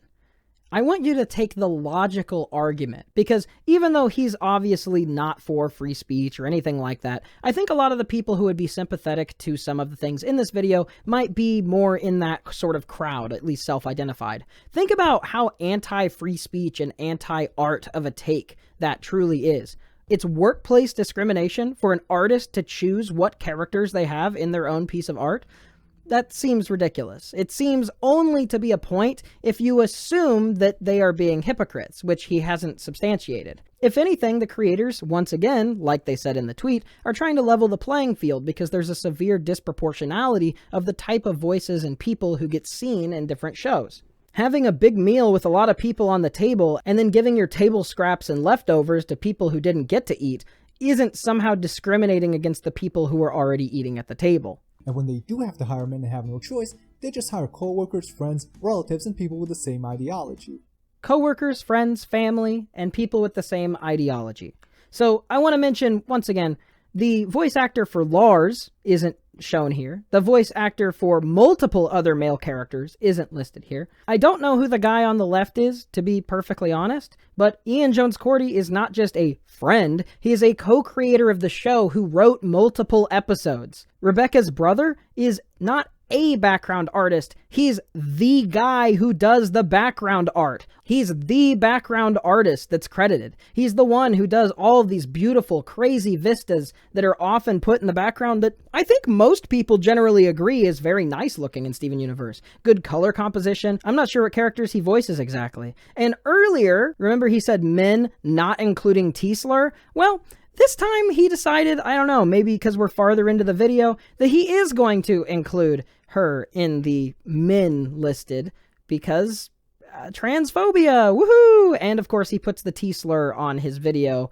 again. So it's really great. It's like he's disingenuous, he's actively lying about things, he's framing it in an intentionally false way, where I believe it's genuinely impossible to have put together and edited this video and not know that he is actively lying about most of this. And he's also taking it as an excuse to be more hateful. And then have them voice as many characters as they can. So he's saying to keep the number of men down, they're having them voice as many characters as they can. But if you remember earlier in the video, he mentions one of the female actresses that he says isn't very good actually voices 6 characters. So this isn't just a men thing. He mentions in his own video just earlier that the female characters also voice multiple characters. So this isn't like a men thing trying to get rid of men. Once again, he is lying. He knows he's lying. Keep the number of men hired by this company to an absolute minimum, even though, again, these guys aren't even voice actors. And this would be bad enough on its own, but it only gets worse when you realize that the claim that gems are all female is technically not true. You see, if a gem is dangerous, violent, or even though the show will insist and never admit that this is actually a man, it usually is. Finally, he puts aside all the hatred in his heart to actually attempt to make any sort of point, which is that the villain characters in the show are all meant to represent sort of masculine stereotypes. This is a ridiculous point. Let's go through it one by one. And even gems that, by the show's own logic, should be nearly identical genetical clones of each other and are even voiced by the same characters tend to sound more masculine when they're evil. Like the way that the main cast Pearl and the blue Pearl sound like chicks, but the evil yellow Pearl who serves the show's villain sounds like a guy, despite all 3 being voiced by the same woman. I'm not sure if this is done digitally or by having the girls talk in a low register, but if it's the latter, it might explain why some of the voice acting is so bad. Other male gems include these 2 slimy lawyer characters, this intimidating Topaz character, most of the rubies, Jasper, who's probably the show's most notable antagonist, and possibly Peridot, who I was sure when she was a villain that she was actually male, and apparently I'm not the only one because I repeatedly saw people on the internet refer to him as he. Peridot doesn't even fit most of the descriptors that he lists. Peridot has a raspy, high-pitched voice. The shape of Peridot also is more femme than most of the other characters in the show, which is something I know he cares about since he was talking about fake breasts and stuff earlier. And Peridot is also short. Oh, and this evil racist guard character has the body of a man but the hair and voice of a woman, so I guess... Is that the body of a man? It's got the hair and voice of a woman. I think this is just a larger woman. She's obviously curvy in a more like femme way, she just has more weight on her. Considering his comments earlier about Steven being morbidly obese, though, I'm sure that it's very obvious what his real intention here is. The most transgender character in this show is a fucking evil Nazi prison guard. The most transgender character in this show is a Nazi prison guard. So now he's saying because he thinks this gym is mannish, that means that they're transgender. That's great. Good job, I guess. This guy thinks about trans people more than any trans person who's ever existed. It literally cannot escape his mind. He has constant brain rot thinking about trans people. Also, if we go back to Topaz, which he mentions as a very intimidating character, Topaz is actually, like, not a bad guy. Like, Topaz is a little intimidating looking, but she's actually, like, very chill and just wants to stay fused. And so because of that, she takes orders from, guess who? An extremely small, high-pitched character who's literally a fairy and extremely femme. On top of that, other than Jasper and the diamonds, she's probably the most plot and narratively important villain character in the series. She kidnaps like a ton of the human characters and is the reason that Steven ends up on Homeworld. She's one of the biggest evil people, and he intentionally excludes her because he knows that the people who watched this video, ate it up, hadn't seen a single episode of the show. So while he can actively mention a supposed villain character, Topaz, he leaves out the fact that Topaz is operating on the orders of a villain character much more actually villainous who doesn't fit any of his narrative that he's building here, and leaves out that Topaz isn't even that bad of a person. So in summary, what do we have here? Stereotypes of masculinity that often break down or are contradictory, omissions of large parts of the plot and narrative, and more transphobia. Do some of the bad characters, namely Jasper, have more masculine appearance in the regard that they are big and muscular? Well, yeah, I guess, but that's not something that is wholesale part of being masculine. If anything, it has to do more so with the body type diversity, something that you don't get to see often, especially with femme-presenting characters. Generally, female characters in shows or femme-presenting characters in shows have a couple major body types. People famously don't get cast when they look certain ways. People are forced to be anorexic. There's tons of eating disorders and terrible stuff in Hollywood that causes young women and girls to be actively discriminated against because of how they look in ways that aren't held to the same standard for many male co-stars. Steven Universe offering probably the broadest variety of femme-presenting body types in any show that I can think of, seems to be the most obvious and intuitive reason why some characters are a bit more masculine, rather than just, they're actually male and evil secretly. But the most interesting example of this is actually Amethyst, because you see, the main cast's Amethyst is obviously female, with breasts and a woman's voice. This is really funny. The main cast's Amethyst is obviously female with breasts. This is the most flat-chested cartoon character I've ever seen in my life. I mean, look how curvy literally every portion of her body is. That's just like a normal thing. There's no cleavage, there's no anything. It's an extremely androgynous design. The most femme-presenting thing about them are entirely gender-specific, such as the clothing type that they're wearing and the hairstyle. But that's only because she's defective. See, it's explained in the show that something went wrong and she came out wrong when she was being created. And when the cast meets other Amethysts for the first time, they all look like big, muscular men. So I guess Rebecca Sugar thinks that being a woman is a disability? This is obviously bad faith and intentionally put out there just to sow discourse and problems. So all these big characters, based on his logic of literally the exact prior point, should probably be bad guys then, right? Since they're more masculine and big. But they're not. They're like super chill and cool and fun and very accepting of Amethyst despite the fact that she looks a bit different. I wouldn't even say that they're more masculine. They're just, once again, muscular and have a different body type. They all still have really long curly hair. They all still have roughly the same build as Amethyst. They're just bigger. They're just taller. There are some female characters that are bad guys, but the only one who's worth talking about is Bismuth. Okay, there are other female bad guys, but the only one worth talking about is Bismuth. You know, not the one that probably has some of the most plot and narrative significance in the show. Not the one who literally kidnaps Steven, brings them to Homeworld, is the reason that Lars dies. All that stuff, she's not worth talking about. Why? It actively spits in the face of any narrative he's trying to build based on sexism. See, this character is based on bismuth crystals the way that all gems are based on various minerals, and was once an ally of the main cast, but as it is explained in the show, was then locked away because she was willing to murder her opponents. Now, have you ever seen a bismuth crystal? Tell me, what color is it? For those who don't know, a bismuth crystal is rainbow colored. Some of you may already see where this is going. Bismuth is what SJWs like to call gay-coded or queer-coded. You see, something that is coded means that it's supposed to be part of a demographic, while technically not being part of that demographic. Like the way that all gems are women, even though they can't be women because their race is not sexually dimorphic. So when I say, for example, that a group of characters are queer-coded, I mean they look like a bunch of So, the show's gayest character... See, the fact that he can almost characterize this correctly goes another length to show just how disingenuous he's been for most of the video. Now, Bismuth specifically isn't any more queer-coded than most of the other characters. And if you're talking about queer coding, the most significant of all those would probably be Ruby and Sapphire, considering they actively play with gender norms, having Ruby generally feel more masculine and Sapphire generally feeling more femme, but like in their wedding, for example, Sapphire is the one who wears the suit and Ruby is the one who wears the dress. There's a lot of smart work done to create more androgynous and ambiguous gender representation with the gems that are even more masculine or feminine coded. And, of course, they get married. In fact, this was such explicit queer coding that Rebecca actively had to fight for it because it was seen as the program as a gay wedding. Something that happened years before the US even nationally legalized gay marriage. So, if we're talking about, like, queer coding or whatever, Bismuth is not the most prominent example just because she has rainbow hair. It's an extremely shallow interpretation of the show.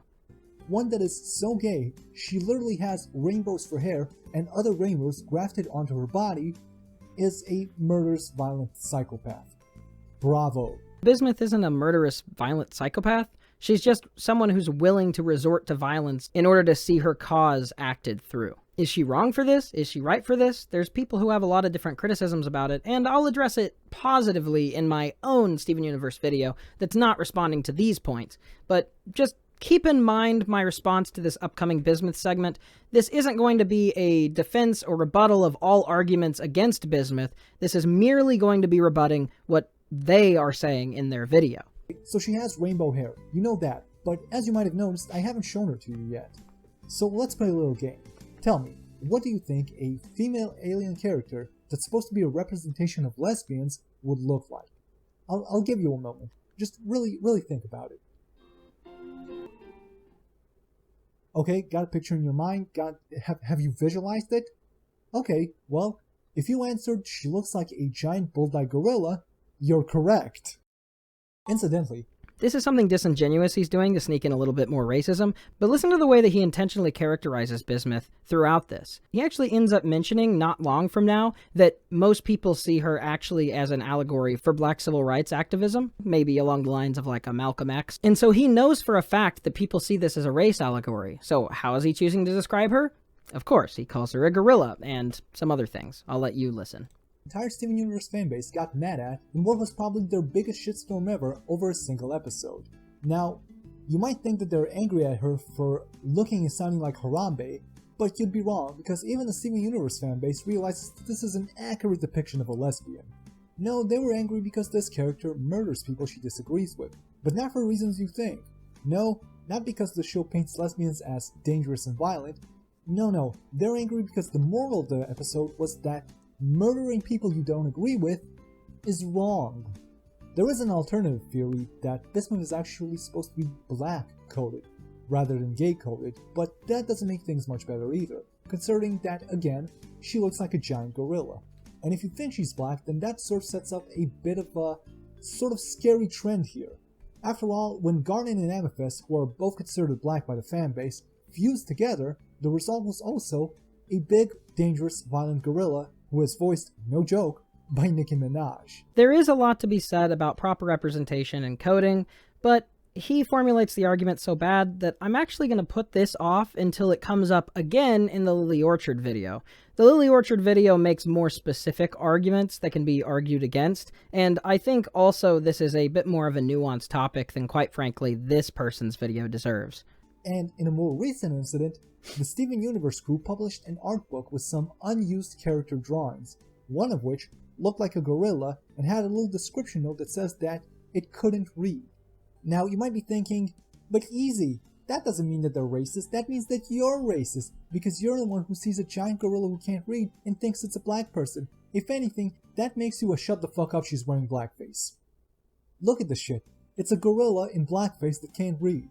So this is another thing that we're going to get into in broader detail later, whenever more details are actually presented. But as much as I think that this scrapped design that they never used comes off as insensitive, it also was a scrapped design that they never used. And one that has been apologized for, even so. We'll address it in more detail at a later point. I swear to God, I simply cannot wait until they make a character based on a fucking onyx. I'm guessing it would look something like this. I'm a fire in my laser! Yeah, so he says that a character does blackface, so he takes it as an excuse to start to make his own blackface joke before baiting it out. But it looks like I got sidetracked a little bit here, so let's get back to the issue of the broken meta-narrative here. The moment you try to decipher what the creators of the show are trying to make you believe, it either makes no sense, is utterly awful, or makes the main cast look like a bunch of horrible cunts. What is the meta-narrative trying to get you to believe that he's mentioned so far? Other than the obvious misunderstanding over what gem fusion is, some masculine-coded characters being bad, and gay people existing.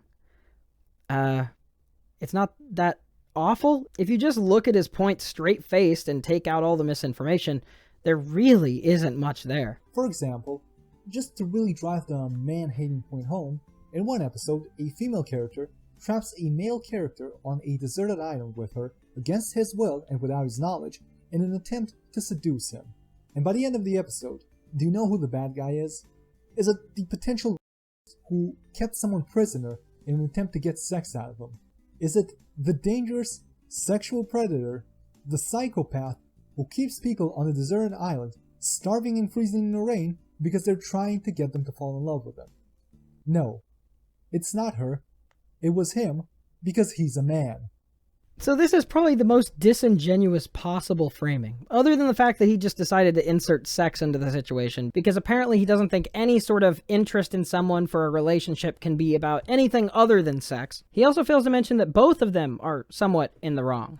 You see, Sadie has feelings for Lars and has been shown in multiple episodes up to this point to basically be a metaphorically abused punching bag, where he makes her do all of his work, he ignores her, he lies to her, he uses her to sneak off and hang out with friends. He's a bad guy, but she still believes a good in his heart. When they first get stuck on the island, he's constantly complaining, but she puts it all together. She finds food for them. She finds shelter. She proves to him what she means, and he begins to rely on her and like her. When it's revealed that she actually hid the thing, that is a really despicable thing, and he does get angry at her, and it is her fault.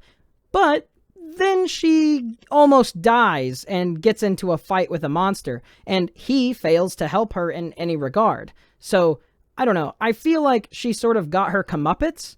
She got punished, narratively, for what she did wrong, and after the fact, she was injured and felt so bad about the situation that she decided to leave in shame. They were both in the wrong in different ways, narratively.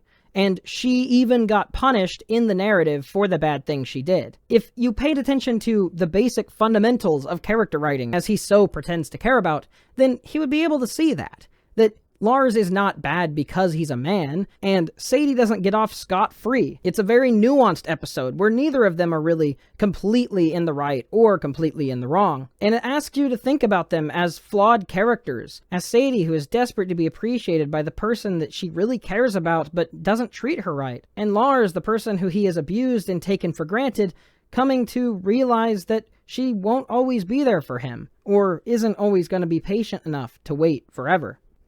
The show's staff bigotry and narrow-mindedness is reflected perfectly in bigotry and narrow-mindedness of its main cast. Bigotry and narrow-mindedness. This is another thing that we'll see with the Lily Orchard video as well. There's this attempt to make the creators seem bad from the lens that maybe a more left-wing person would see them as bad, but also in the process of trying to present this argument, they do things that are more bigoted and horrible than anything they accuse the creators of. They think that this is displaying a hypocrisy so that both of them are equally bigoted, so you can't call me out. But instead, it just undermines their own point to anybody who isn't already agreeing with them and isn't obviously in this satirical strawman version of what they perceive as a radical leftist. To prove this, let me just play you a little clip, okay? Watch this. Ta-da! A finished Earth colony. Wow, look at this! 89 kindergartens, 67 spires, a galaxy warp in each facet, efficient use of all available materials. What were you thinking shutting this operation down? It could have been great! No, you're wrong! What do you mean? It's perfect. Look at it. We are looking at it. Yeah, this plan stinks. Completing this colony would have meant the extinction of all life on Earth. But think of the good it would have done. The gems that would have been made, our empire expanded. Rose Quartz believed all life was precious and worth protecting. Well, if she wanted to protect it, she did a lousy job. There'd be no cluster if the Earth had stayed a colony. Now there's no colony, and there's gonna be no Earth, so thank you, Rose Quartz. You doomed the planet.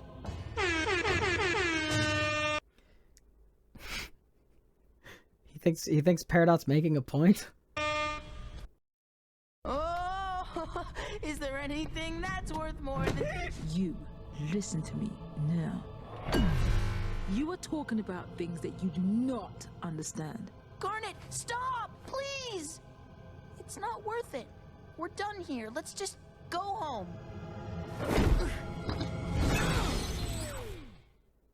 Just look at the way that the gems treat Peridot for judging things by his own culture's standards of good and bad.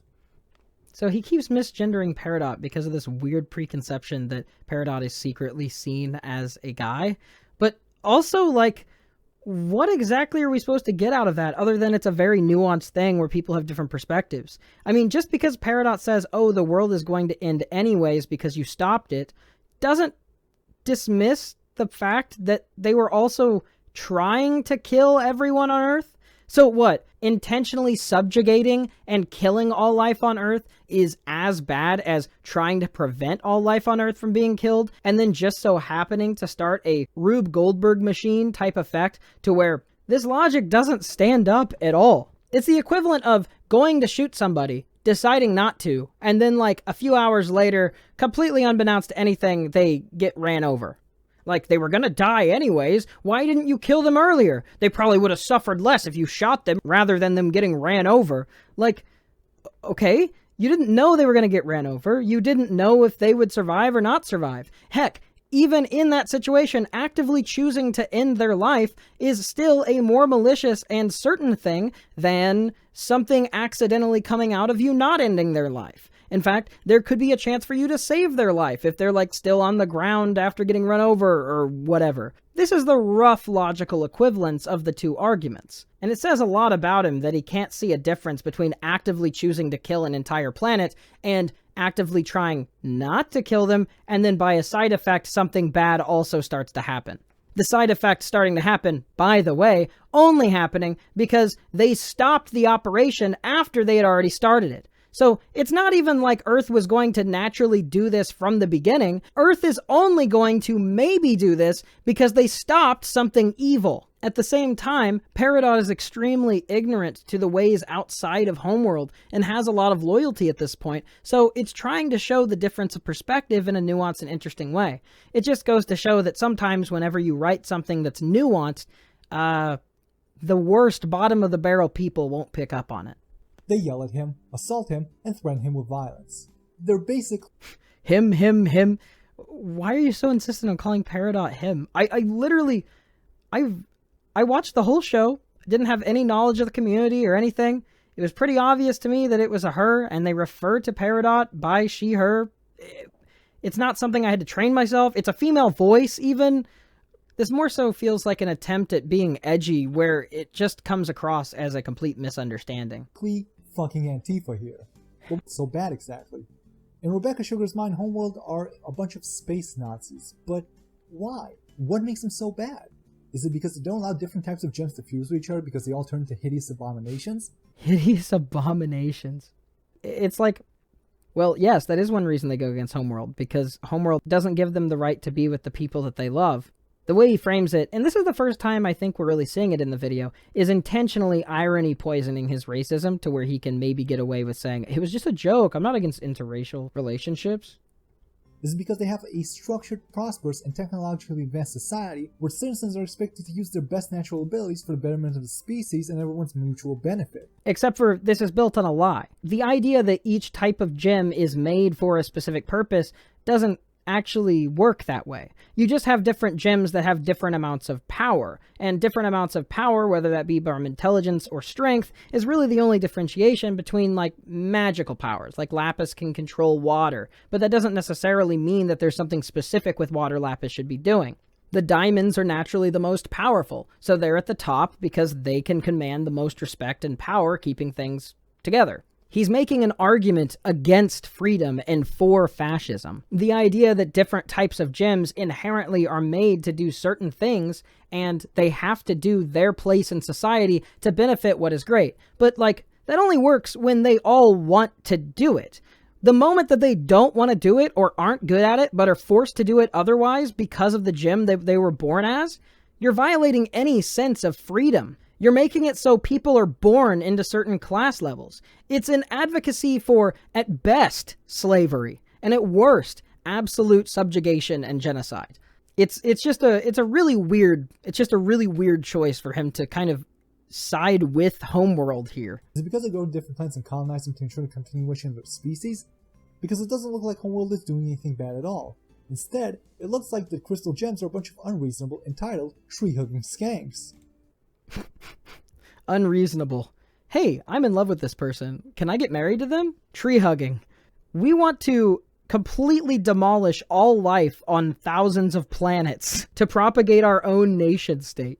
And yet, when Paradown expresses pride in her country's ingenuity and their plans to turn Earth into a colony where their people can live happily and prosper, the gems yell at him, tell him he's wrong, threatening him with violence, and it's all because nature and animals are really important, except when you let a small child stuff his face with them to the point he's one bite away from diabetes. Gosh, freaking... I hate the really out of nowhere, like, jump scare, ear peeking things. He peeked the mic and deafened me again. Yeah, so he's just unironically doing Nazi apologia. Great. I'm glad. This is one of the 2 major videos that changed discourse on Steven Universe permanently on the internet. One more thing I forgot to mention about fusion. If fusion is technically sex, and Steven is 14, and Connie is 12, and they fuse... Look, I'm not trying to imply that Rebecca Sugar is a pedophile. Wait, no, that's exactly what I'm trying to imply. This is ridiculous. This is another thing that's probably the most significant part of the Lily Orchard video, so I'm going to lie off on the details for this part as well. But no, fusion isn't sex. That's an extremely bad faith interpretation, as has already been made obvious from literally the best piece of evidence he could find to substantiate that, not explicitly or even implicitly stating that. And accusing someone of being a pedophile because of your bad faith interpretation of a fictional fantasy power-up is pretty low. Rebecca Sugar is a pedophile. As I already said, the people who make the show are a bunch of radical left-wing invalids, ranging from Rebecca Sugar, who recently came out as bisexual, to a crowd of people who literally applauded eating. Equating an AFAB person admitting to being bisexual publicly as celebrating girl-on-girl oral is a very common thing that homophobes do, where they equate and diminish the sexual and romantic attraction of one gender to the same gender as merely a sexual or kink-based thing. If you use this same logic with straight relationships, you would imagine that they are literally incapable of love, because nothing changes between a long-term romantic relationship between a man and a woman and a man and a man, or a woman and a woman, aside from what's happening sexually. However, not everybody feels those romantic feelings or attractions. There's a difference between romantic attractions and sexual attractions. There's people who are in long-term romantic relationships who feel no sexual attraction. Saying that you're a bisexual, announcing that publicly, is mainly important and being applauded, not because, oh, we're so excited to think about this sexual thing that you might do. No, obviously not. The thing that they're congratulating is the fact that somebody in a position of power, in a fairly high position, who has a impactful job, is willing to openly admit to something that is fairly ostracized and talked negatively against. Something that makes them a part of a group that was previously excised from multiple jobs in the industry for literally decades upon decades. I mean, prior to Reagan's presidency, there was a lot of laws and issues placed to where they would out people who were gay, and they would get fired from the industry. People having any sort of sexual diversity was often discriminated against in America until very recently. Heck, outside of the workplace. They weren't even able to get married until years after Steven Universe was already on the air. The significance of someone prominent in the industry being able to be open and honest with themselves while also producing work for the industry makes a very important shift in the narrative of allowing people to live their lives freely as they want. There's something very important to the freedoms of the people in the country to be able to normalize such a thing rather than ostracize it. And even if I hadn't mentioned any of the multiple examples of discrimination against LGBT people in the past, the fact that this video is still characterizing her entire experiences romantically with people as just a sex act is indicative of the general homophobia towards the show. Not to mention the fact that most of the arguments in this video are rooted from that same homophobia, transphobia, racism, all that bad stuff. It's obvious that the show and the creator's willingness to talk about these subjects in any capacity, even as a metaphor, put a huge target on their back from a bunch of weird, terminally online freaks. And so it is something that's brave and interesting whenever you see a video with 3.1 million views, when you see the thousands of death threats being sent to them, when you see their face transposed in this own video on Nazi soldiers, even as they are ethnically Jewish. The amount of hate put towards this person for their willingness to just admit who they are and how they feel in public, it can't be understated. But of course, he's against this sort of acceptance and living your own life. He sides with Homeworld. And this guy, who's mad at himself for his body producing testosterone. He's not mad at himself for his body producing testosterone. He made a joke. He made a joke that probably took 10 seconds to make. And I don't know the context around this, but it's very possible that he literally made this making fun of the people like the person who made this video who over-obsess over masculinity. But let me help you understand just how degenerate these people are. Some of the most interesting information about these people comes from two main sources. First of all, an incident involving a Tumblr tantrum by a recently fired artist, and the second, a forum thread by the ex-girlfriend of a friend of the show's creator. Let's start with the first one. Somewhere in early 2017, I believe, a transsexual storyboard artist nicknamed Zook, which I think the show hired by randomly finding her somewhere online, possibly quit but was probably fired from the show and replaced by another transgender that they also found randomly online. So they refer to them as a transsexual and then a transgender. I actually don't know who this is, so I don't really know what pronouns I'm supposed to be using. I'm just going to say they, them. I don't trust this person to characterize them accurately. Have really high standards there. This is probably the artist responsible for this comic, which is absolutely hilarious and describes her and her boyfriend crying after Donald Trump was elected and then showing up at the office to find everyone in mourning over it. As she was let go, some unknown on 4chan's Co. managed to track down her secret Tumblr account where she complains about the show, the work environment, and accuses the show of being toxic, and Rebecca Sugar herself of being an abusive narcissist. This all seems very tepid. Nothing specific.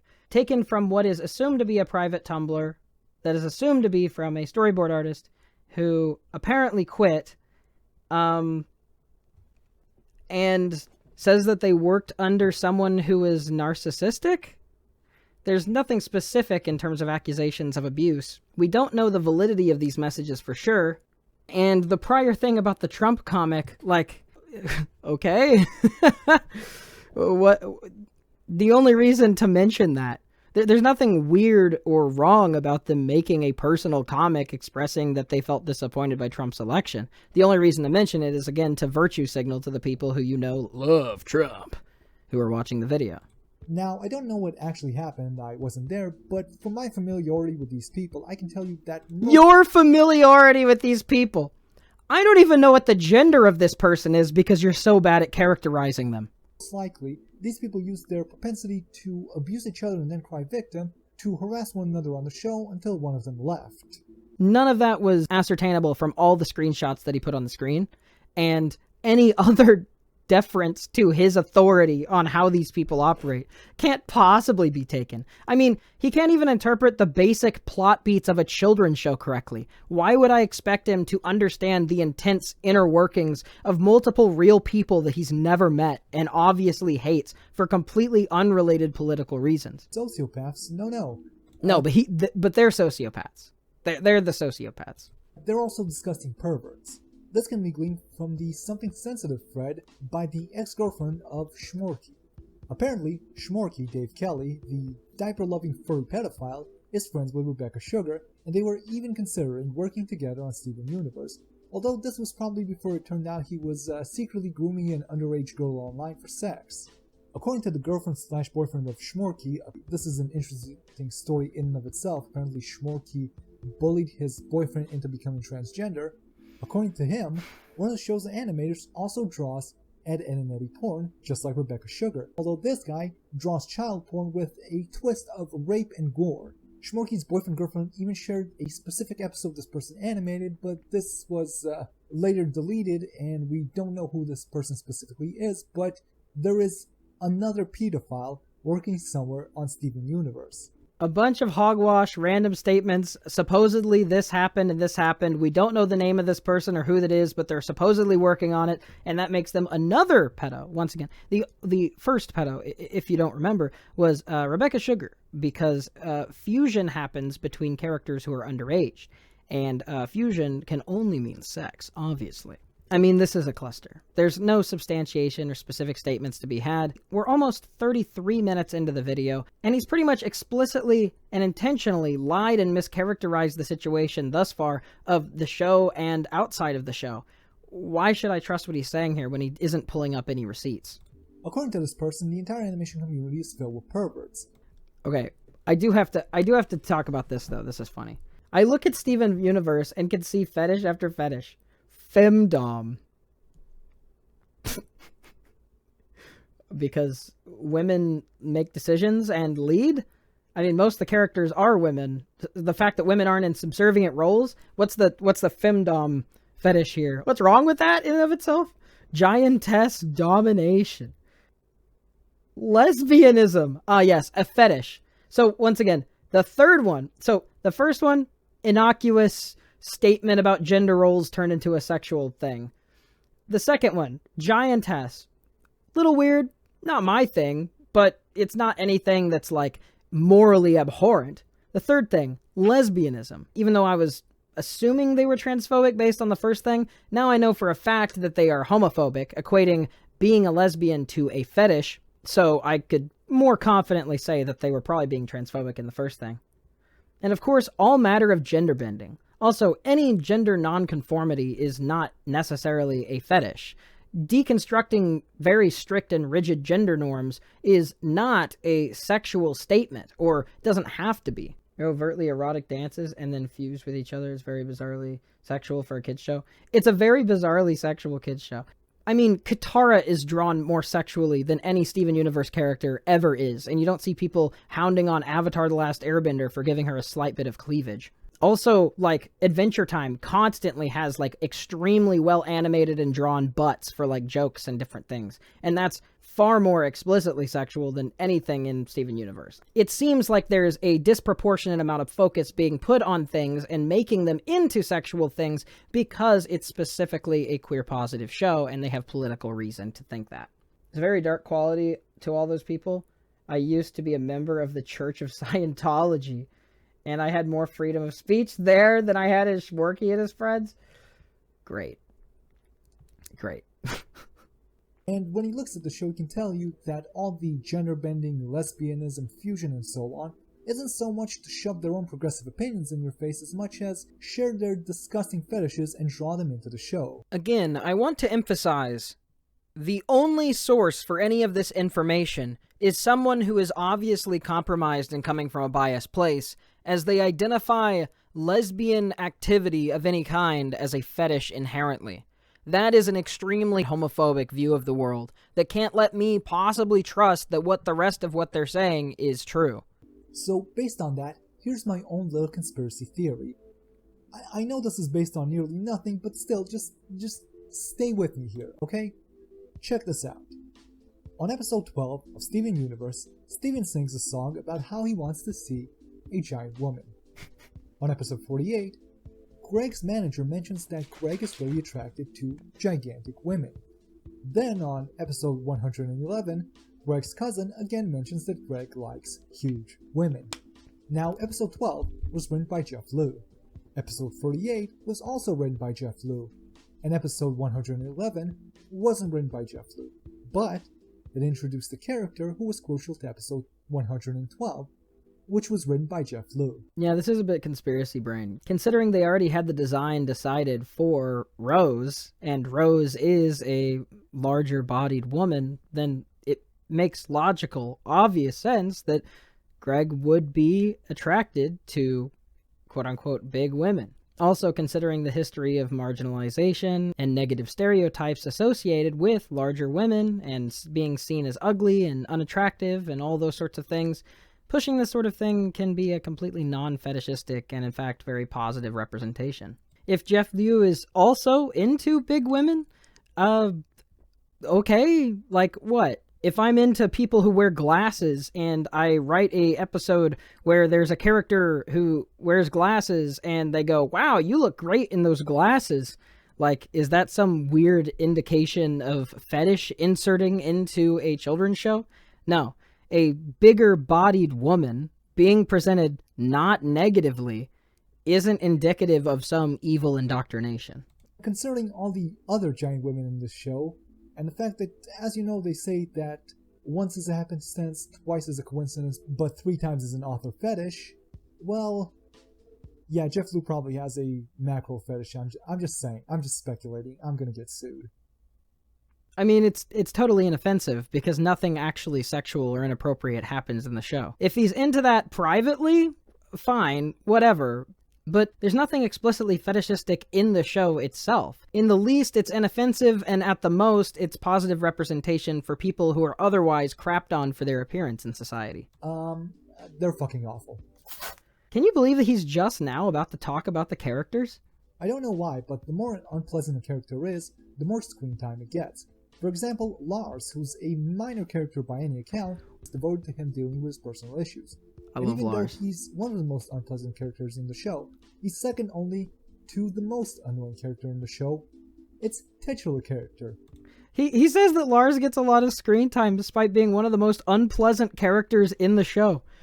But he also said earlier, which I'm not even sure if he named Lars, whenever he was talking about the man-hating thing, that it wasn't Lars' fault, that it was actually the woman's fault doing this horrible thing to him, but somehow it ended up being his fault, but then didn't mention any of the awful things Lars did. But now he's mentioning Lars as a very unpleasant person. I think he's sort of just relying on people not knowing who Lars is, because once again, they haven't seen the show, and not realizing that in one breath, he's talking about this innocent man being hated just because he's a man, and in another breath saying this obnoxious character Lars, who's only second to the main character in his obnoxiousness, gets a lot of screen time despite being minor in terms of importance. I mean, I do agree, like, Lars is an obnoxious character, but I also find it funny. It's obviously very intentional. Steven, a fat, stupid, selfish, annoying, whiny mongoloid who has the voice of a flock of geese flying into a jet engine.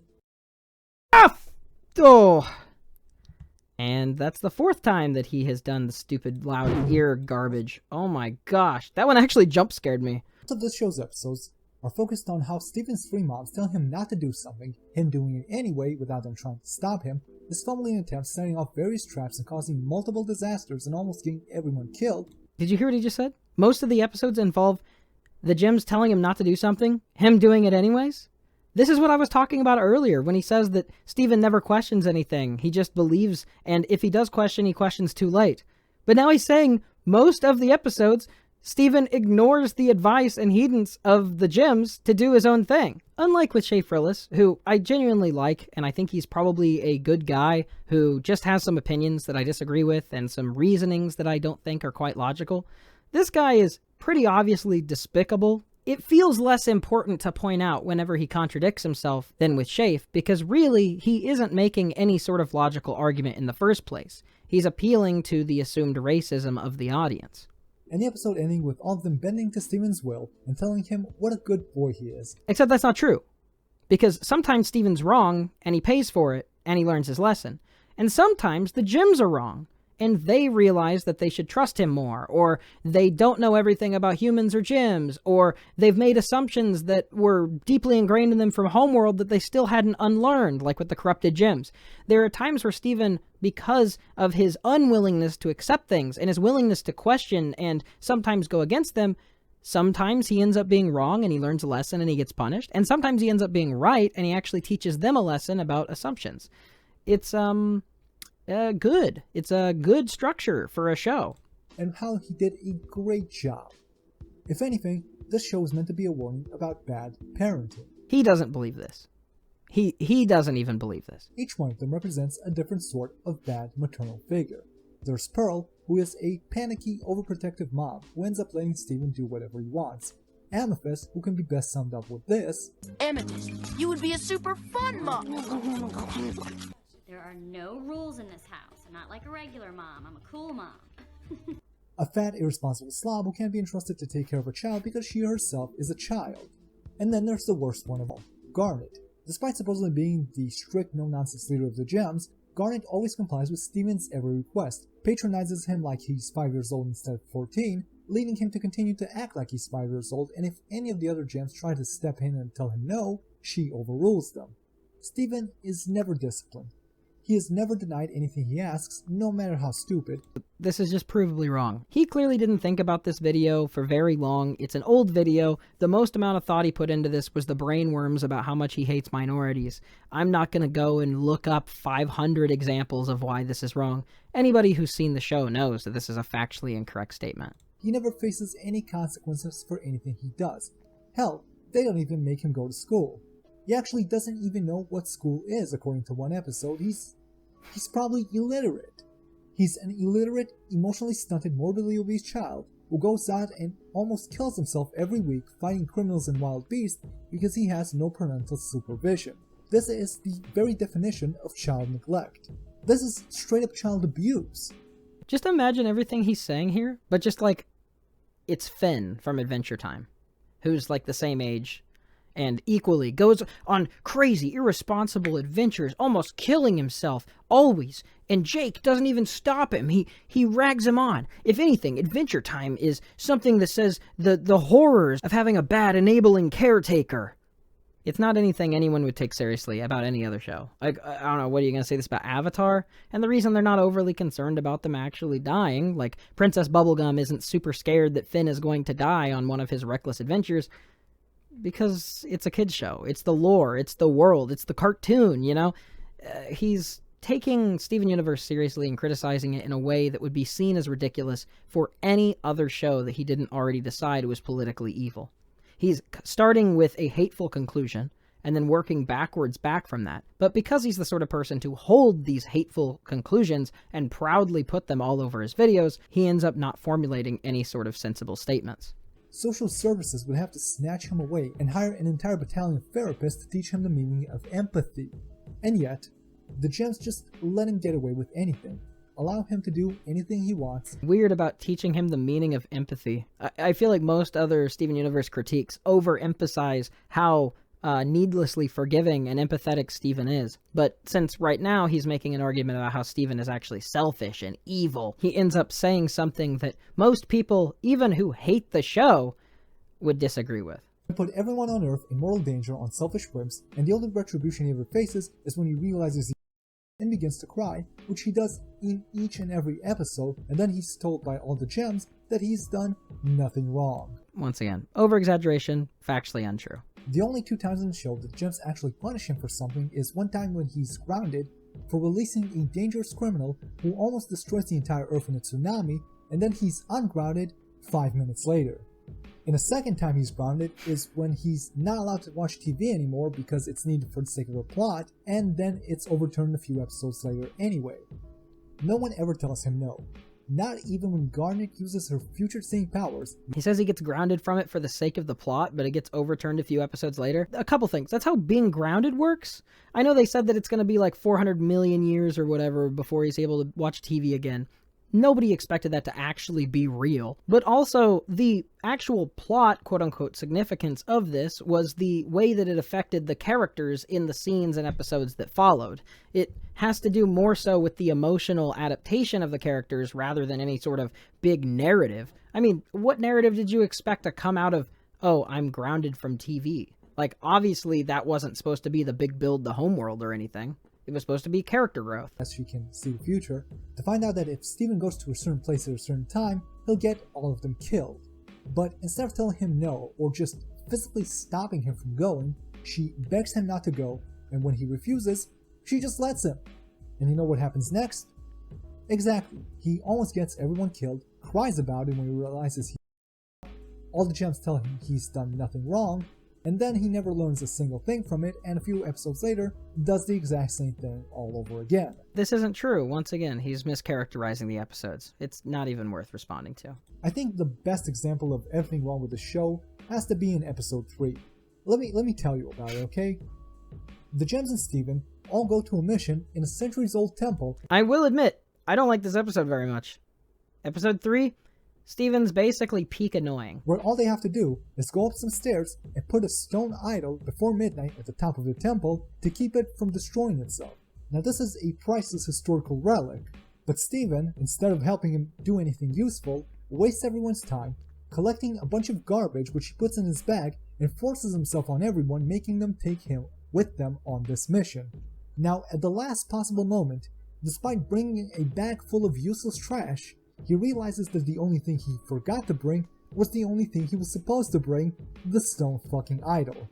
All of this despite the fact that the only reason he came on this mission and insisted they take him with him is so that he can take the stone idol with him in his stupid bag.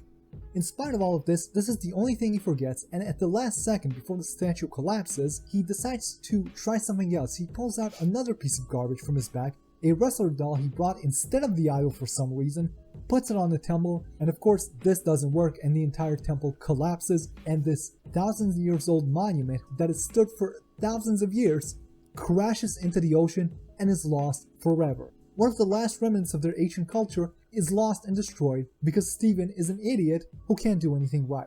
So what do you think the Gems do at the end of this episode?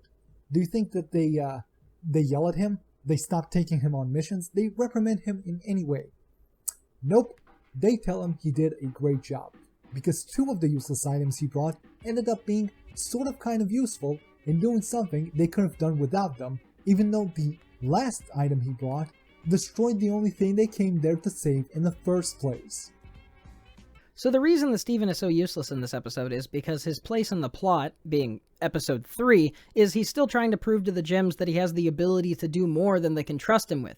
The thing is, the Gems have never trusted him with anything, so he is pretty useless. He is still, despite this, trying to grow out of this. But because of the way he's been babied his whole life, he is fairly juvenile and, well, childlike. He ends up messing up and doing badly. But the Gems don't expect anything out of him. They have kind of a racist underpinning feeling toward humans as these weak, fleshy, dumb creatures with weird customs, and Steven being the weakest and fleshiest of them all. This being episode 3, the characterization of Steven is pretty important to keep in mind. This is extremely early on, where the Gems don't trust him to come on any missions or anything like that, and Steven is getting to the point where he's really wanting to prove himself. In the prior episode, he was able to do something that actually ended up saving the entire planet, and so they've given him a chance with a somewhat minor mission after he bothers them about it like crazy. Now, they go to visit tons of monuments and things not with him all the time.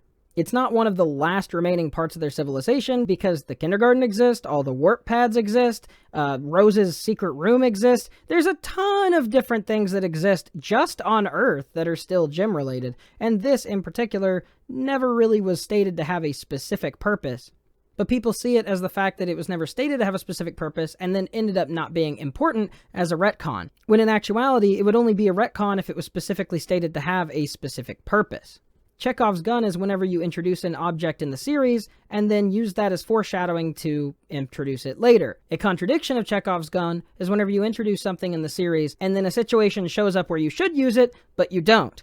In this case, there was no outline-specific reason for the thing in this episode. What was being used, the Chekhov's gun, wasn't the ruins, it was the character arc and growth of Steven as a person. Since the gyms don't trust him to basically breathe on his own at this point in the series, the fact that he had saved the world in the previous episode, and then also had managed to at least provide two things that ended up being helpful to them, meant that he superseded their expectations by a long shot, and even then, he feels terrible about what he did, so that's the reason they comfort him for it. They aren't actually telling him, good job, you did a great job, they're just letting him know that there were parts that he actually did do well. In fact, he did better than they expected. This is the obvious takeaway from that episode, and so whenever you consider that as the obvious takeaway for the episode, what you're about to see about the retcon and all that, it becomes more obvious that it's not a retcon, because thematically, it's continuing the idea that was being presented in the initial episode. But you see, it doesn't actually end there, because a while later, I think the writers of the show realized how unbelievably awful this episode is and tried to retcon it, except they only made things worse.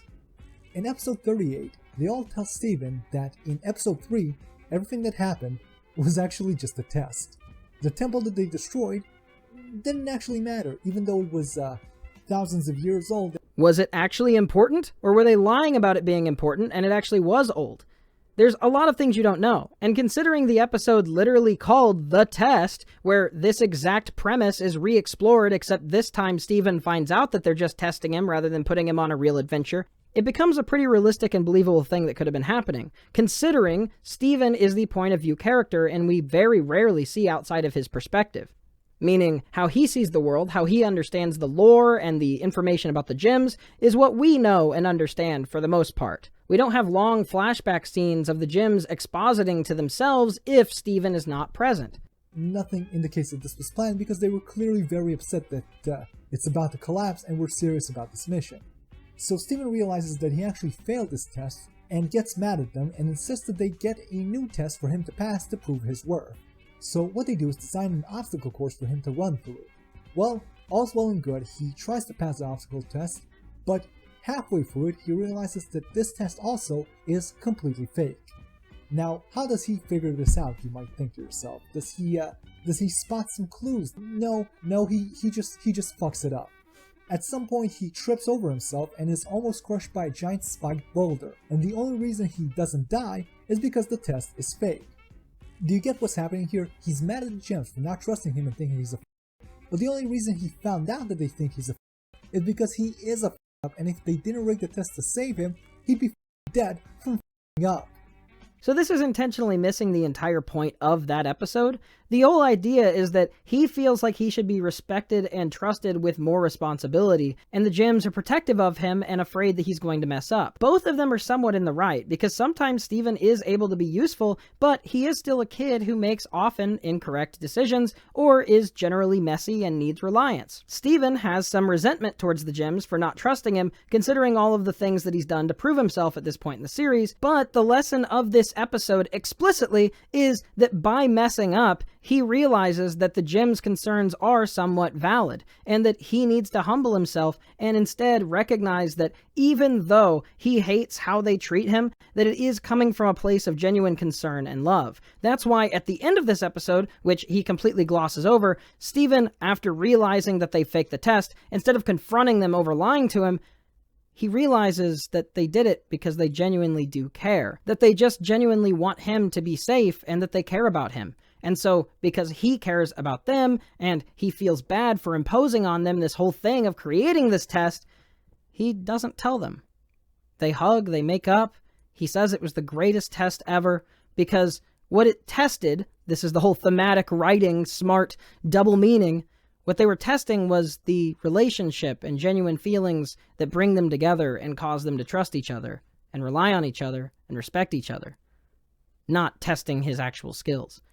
This is another case, possibly, of him thinking good writing is big monster go punch, rather than actually writing a complex set of characters with multiple character flaws that then come to understand and grow through general lessons. These are also the lessons that the show puts forward. I mean, come on, think of lessons that are supposed to be given to young kids. Oftentimes, young kids think that they're a lot more capable and they know a lot more about the world than they do, and they might feel frustrated whenever it feels like their parents are demeaning them or not trusting them with as much as they can handle. And sometimes kids are right, they can handle these things, but also also sometimes the concern is still coming from a place of true and earnest love from their parents. This is actually a really good and really unique lesson to teach kids, because as kids grow and want to get more independence, they tend to overestimate their abilities at the risk of their safety and misunderstand the earnest wish for them to stay safe from their parents as a distrust of their abilities. This episode is showing those kids in a very tangible way that both of those things can exist at once. I think the test is actually a really phenomenal episode, and the fact he missed the point so badly is embarrassing.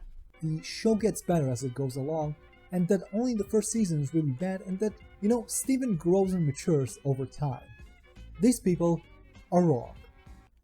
That is wrong. Wrong. Steven does not mature over time.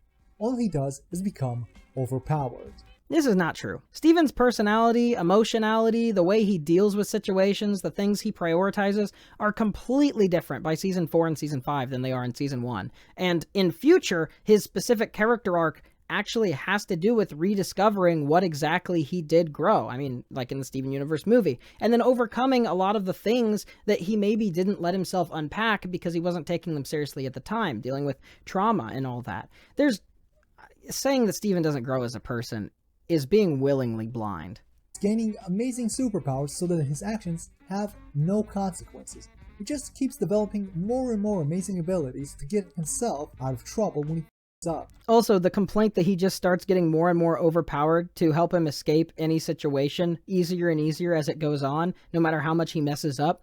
This is a complaint that could be levied at basically every shonen anime as well, and it would be equally unvalid in those contexts. Heck, it might even be more valid in some contexts. From the front, he gets a magic bubble that automatically protects him when he's attacked from the back. He gets the power to fly so they no longer have to save him every time he falls off a high place. He gets a magic line that protects him and takes him places he needs to go.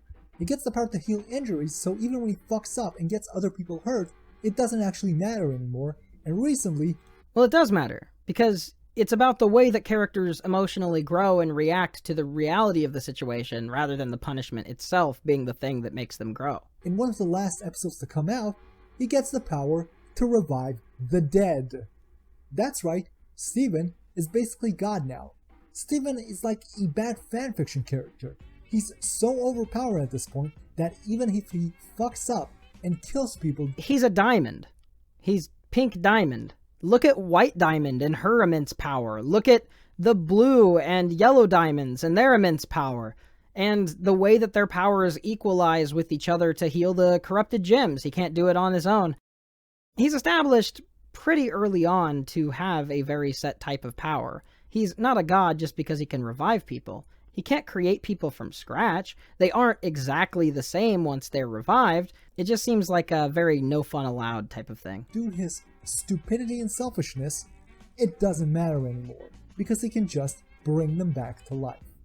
His power is so godlike that when the cluster thing I mentioned earlier is about to destroy the Earth... Oh, by the way, he can't bring back to life any gems on his own. He needs the power of all 3 diamonds in order to do that.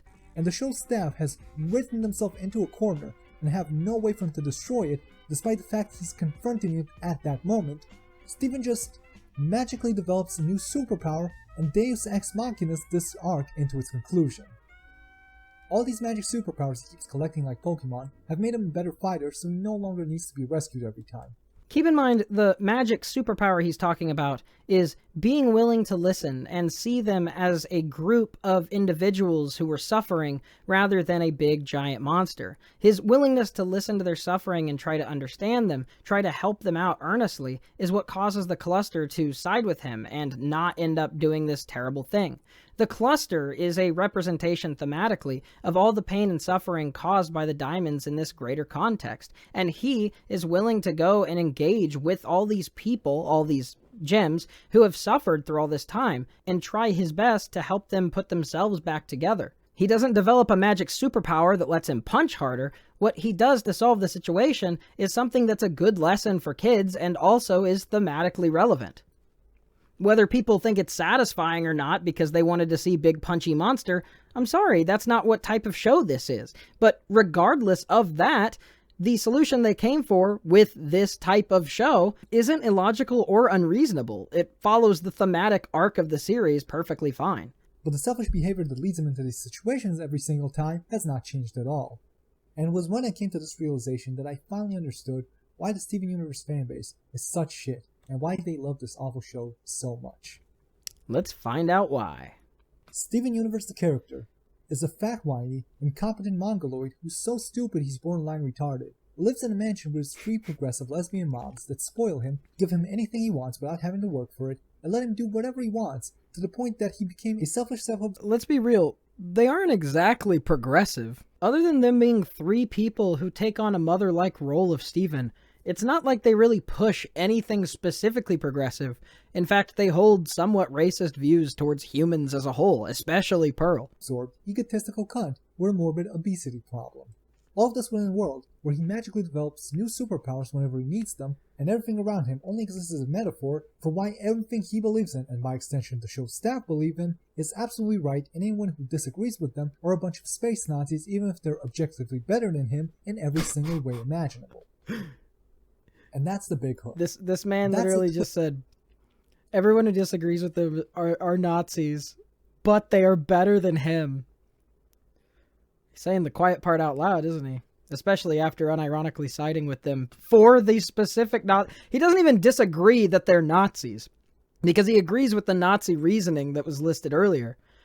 He just believes unironically that the Nazis, or more so fascistic ideology as a whole, is more valid than allowing gay people to just, like, chill. Twist. That's why shitty people make a shitty show that other shitty people are ready to kill each other over. Steven Universe fans love Steven Universe because the average Steven Universe fan is a dumb, 400-pound, spoiled college feminist living in her nice upper-class house with her cuckold dad and two lesbian moms. So, I was pretty overweight after I finished the Persona 4 series, and then I went back to the gym, and I actually lost 60 pounds. I'm looking a lot better these days. But it should go without saying, that's not descriptive of me. I grew up in a rural town of 8,000 people with parents who made barely above the poverty line. I managed to get into a university, but now have a lot of student loan debt because I couldn't actually pay to go to the university. I couldn't get a free ride. I couldn't do anything like that because I came from a very disadvantaged background. Beyond that, my parents got divorced, and briefly, my family was in a lot of debt. I was financially independent, completely on my own, relied because of YouTube, and then as YouTube started to crash a little bit because I didn't luck out and get 3.1 million views, I moved in with a few different roommates who are also creatives, who actively work hard every single day, make their own money, pay their own bills, rely on their own stuff, and spend countless hours grinding their back just to barely make enough money to get by and pay their own taxes. I don't know anything about EzPz specifically, and I don't know what type of person he is within the last 6 months or so, although his uploads from a year ago show that he hadn't really grown as a person up to that point. But this portrayal, this idea of the stereotypical idea of a Steven Universe fan, I don't know. I watched the show. I liked that it promoted positive things like empathy, caring about people. It had good music. It had some funny jokes. I am 174 pounds, 5'11" or 180 centimeters, completely financially independent. I didn't come from an upper class background. I came from a very poor and small background, but grinded myself out, but more so just got lucky, and even then I don't feel like I got that lucky. Basically everything about this is completely inaccurate. Although, I guess I am a feminist, at least in the classic sense. You know, I believe that people should have equal rights and be able to express themselves freely. They love the show because they identify with Steven Universe. I do. They He's a love nice the show kid. because they are Steven Universe. That's right, everybody. I am Steven Universe. I am Steven.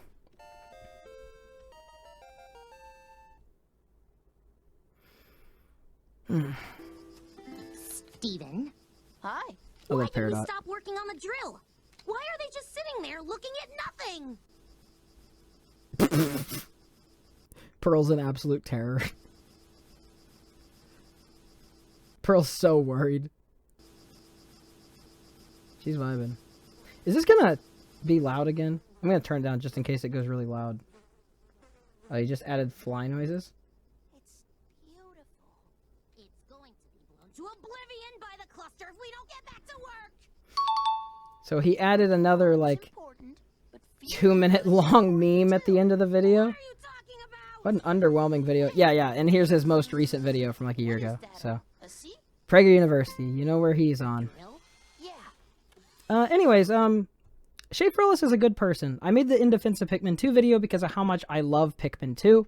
And, EzPz seems like one of the worst people. I had to censor multiple parts of this video in my own upload because I'm like 99% sure that his video violates terms of service. So, time for the next video. But next we'll be covering the ER video and the Lily Orchard video. So the second video that majorly changed the way that people looked at Steven Universe on the internet, I would say, is ER's major video, which was deleted for TOS violations, however, has been re-uploaded with a censored version. That being said, we will still be able to tell a lot of the more, not great opinions as they come through in very thinly veiled jokes for the rest of the video. I will say the first couple minutes, to my knowledge, are not very heavy in substance. They're mainly memes and quick jabs and jokes, but let's just get into it. Steven Universe is I've slogged through all of it too. Every cringy, mind-numbing, spirit-rending... So not all of it. Every cringy, mind-numbing, spirit-rending minute of it. Even though I fell asleep every couple of episodes because it was somehow even more boring than The Legend of Korra. I feel like such a failure. Did I mention that this show is shockingly bad? What? But most everybody who disagrees with that assessment will never not disagree with it. So this review... This is something that became a really popular talking point about how all of the people who like Steven Universe were mindless clones who were like less than human and didn't understand reality. I wasn't there for the initial argument. I didn't see the original Steven Universe fans. All I've seen is, since this video came out for multiple years, basically every time someone says anything positive about Steven Universe on the internet, they'll be dogpiled with tons and tons of quote retweets and people saying that they don't like it and people pointing out the same like 2 examples of animation errors. And it becomes very obvious very quickly that a lot of these people still just have the opinion they got from these videos from like 5, 6, 7 years ago and are still regurgitating the points. That's another reason why this is important to go through, I think. All you folks who couldn't stomach this pile, don't worry, you're not alone. Spoilers ahead, everybody. Steven Universe is one of the many generic, flatter than Hanna-Barbera cartoons on the we couldn't successfully imitate the Disney Channel network. It was created by Rebecca Sugar, a Jew. There's a weird dig at Cartoon Network as a whole, which, yeah, I mean, the Destroy Build Destroy was pretty bad, but Cartoon Network, it has like a huge lineage of amazing cartoons, like Adventure Time. Aside from that, he immediately reintroduces the fact that Rebecca Sugar is Jewish, which will be brought up many more times in this video. Network's first female creator, and written by Matt Burnett and Ben Levin. 2 super white, presumably straight males? Oh dear, women. You still can't make your own cartoons? A little sad, don't you think? I guess this is checkmate, feminists. Oh, hold on. What do we have here, Matt? God forbid. We already covered these tweets from Matt Burnett. Yeah, not include super masculine, self-insert, superpowered hero characters for straight males to identify with. Full Macintosh is also a reference to the same kind of anti-feminist YouTubers, and it was something that was referred to because Macintosh, I believe, was connected to Anita Sarkeesian at the time. So for the people who are already programmed to hate Macintosh, he's now equivocating that so you can put it onto Matt Burnett and not have to think about it anymore. Order that puts his IQ squarely around room temperature. He's also fat as He's looked after by his lesbian moms, Garnet, Pearl, and Amethyst. Yes, they're lesbians, and we'll get to that. But I see that you are responsible parents. Caregivers? This is really weird. This is very weird. That he's trying to bring up a very individual case study on screen, and the punchline of his joke is that lesbians aren't good mothers, which, of course, is homophobic and also wrong from a statistical perspective. Also, I realize that the use of vicious and savagely, even though it is a decent description of the actual act itself, was clearly being used to elicit certain feelings about lesbians in general and had a biased slant to it. So I looked up the title, and it turns out it's from a website called Before It's News. If you've never heard of it, don't worry, most people who aren't literal Nazis haven't either.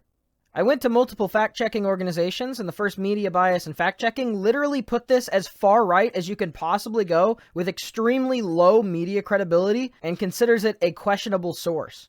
The second fact-checker I used rated its reliability at 5.76 out of 64. The bias listed is 29.67 out of 40, 40 and up being a credible source and anything below 40 being uncredible. They also fact-checked multiple other articles specifically for bias and reliability, and they consistently have an extremely far-right bias with a lot of factual errors. So, why did ER include this completely non-sequitur thing to push an idea about lesbians being violent people that comes from an extremely far-right source? My only guess is that it's a way to dog whistle to people who are substantially more far-right than even I would have privied information to. Guardians. The moms are called the Crystal Gems, and they're from a race of sexless sapient Ship-Rock aliens that aren't women. But they're women. But they're not really women, except they're women. So well played, Rebecca Sugar. That's precisely how you get past the censor.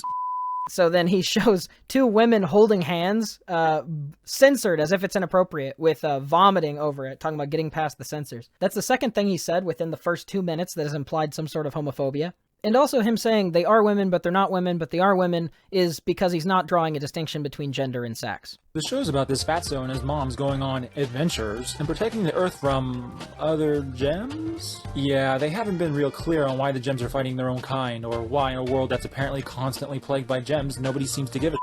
But we can chalk that up to the show's glorious world building, which we'll get into in a moment. Now, if I did a play-by-play of every mistake made in every episode of this show, we'd be here for around 20 hours and ain't nobody got time for that. Luckily, I don't have to do this, because almost every episode of this show is the same episode. In fact, Steven Universe follows a formula as reliable as Phineas and Ferb's, only without the self-awareness with the once-in-a-blue-moon clever writing. So even though he's only seen the first 73 episodes of the show, what he's saying is still not very accurate. Yes, Steven Universe is largely episodic, but the world building and plot does overarch into different things. The main distinction being the character growth and character change. I mean, if you look at Steven Universe at the end of Future, or even at the end of the original series before the movie, he's completely different from the start of the show. Same thing with most of the other characters. Look at Lars, look at Sadie, look at the mayor, look at the mayor's son, Onion's mom. A lot of it is about coming to understand different types of people from different walks of life, their struggles, and seeing them conquer and get past those, or choose where they're going to go in the future parts of their life. Aside from that, though, there are plot changes and plot growth throughout the overarching series. It's, once again, very similar to Adventure Time, actually, where the first few seasons were actually much more majorly focused on episodic things that built the world building, and then the later parts were built on more story-heavy elements. Since we went so painfully thorough on the first video, anything that shows up that we have already talked about, I might refer to as like, oh, we've already talked about that, but we might be skipping through this video and the next video a little bit more. My main issue is to rebut the arguments, so if there's anything new that's presented or worth mentioning, then I'll keep that in. Formula goes. So the episode always starts out with some problem, whether it be Steven being a needy little attention whore, the gems being on their period, or there being some alien threat to deal with. And Steven will be all, why don't we do this to fix it? And the gems will be all, off Steven, we're gonna do it our way. What are we gonna do? What? Me? What a twist! But in the end, the gems finally come over to whatever Steven's idiotic idea was, or they meet someplace in between, and everybody lives happily ever after until the next episode where they do it all over again. I swear to God, cartoons are now just sitcoms for children. Cartoons these days are just sitcoms for children? What?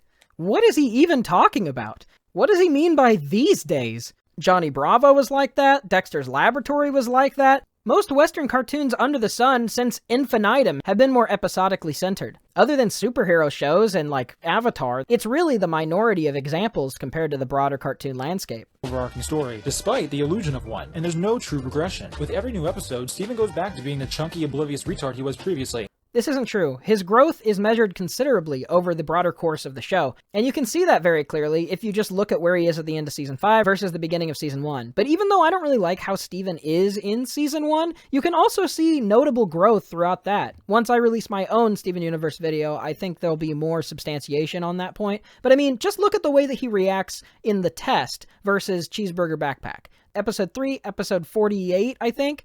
There's a huge change in character and who he is and how he deals with the situation.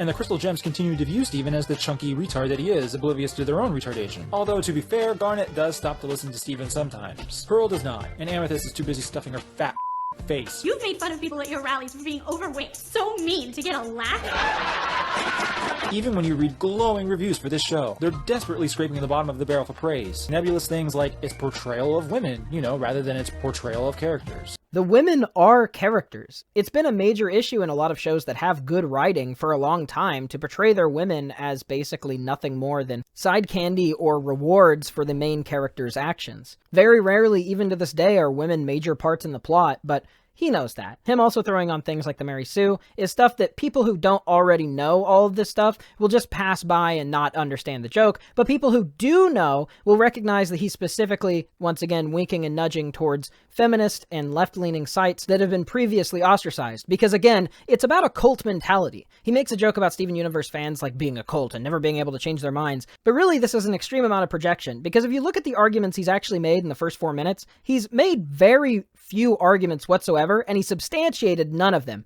How has he chosen to substantiate his arguments? Not by actually giving proof or evidence or examples. Instead, he stated, oh, this person is left-wing, this comes from a left-wing source, this person is pro-feminist, this person is like Macintosh. The way that he's choosing to argue here is by discrediting them by association with being perceived as left-wing, and left-wing being inherently bad. It's a very us versus them, no logic abound mentality. Character himself, a fat, mentally retarded child, and try to find anybody praising him for being himself. Pro tip, you might, but it's really hard, because it seems like everyone only ever gives Steven credit for being what he is, rather than who he is. And no, I don't mean the idea that he's a half alien or something. I mean things like his character being a subversion of traditional masculinity, because he is unafraid of showing his emotions and is comfortable being around women. To say it another way, Steven is hyper-emotional, rather than emotionally immature.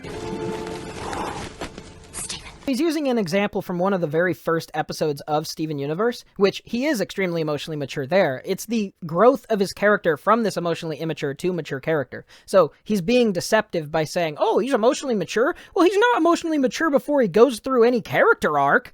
Well, yeah, duh, obviously. However, if you look at the test, for example, which we mentioned in the EzPz video, the test shows that emotional maturity, where he chooses to actively not confront the gyms over the fact that he learned that the test was fake, because he realizes that they cared for him enough to set up this thing, because they want to respect him, but they have genuine concern and care. He comes to understand their motivations in a different way, and that he appreciates the effort and concern that they put in there. That's an extremely emotionally complex story that was put in there that is also extremely resonant with a lot of kids who would probably be watching the show, and also shows a lot of growth emotionally for Steven from the beginning to the end of the season. That's just season 1. Oh, and Steven is also his own mom.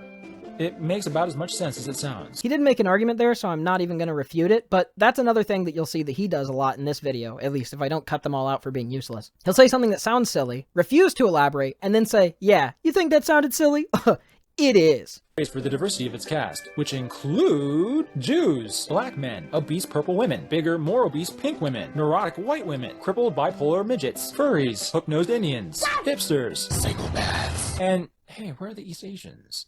Yo, what the f***? You have all the colors of the rainbow, but you don't got yellow? You racist! I can't believe this. It's the current year.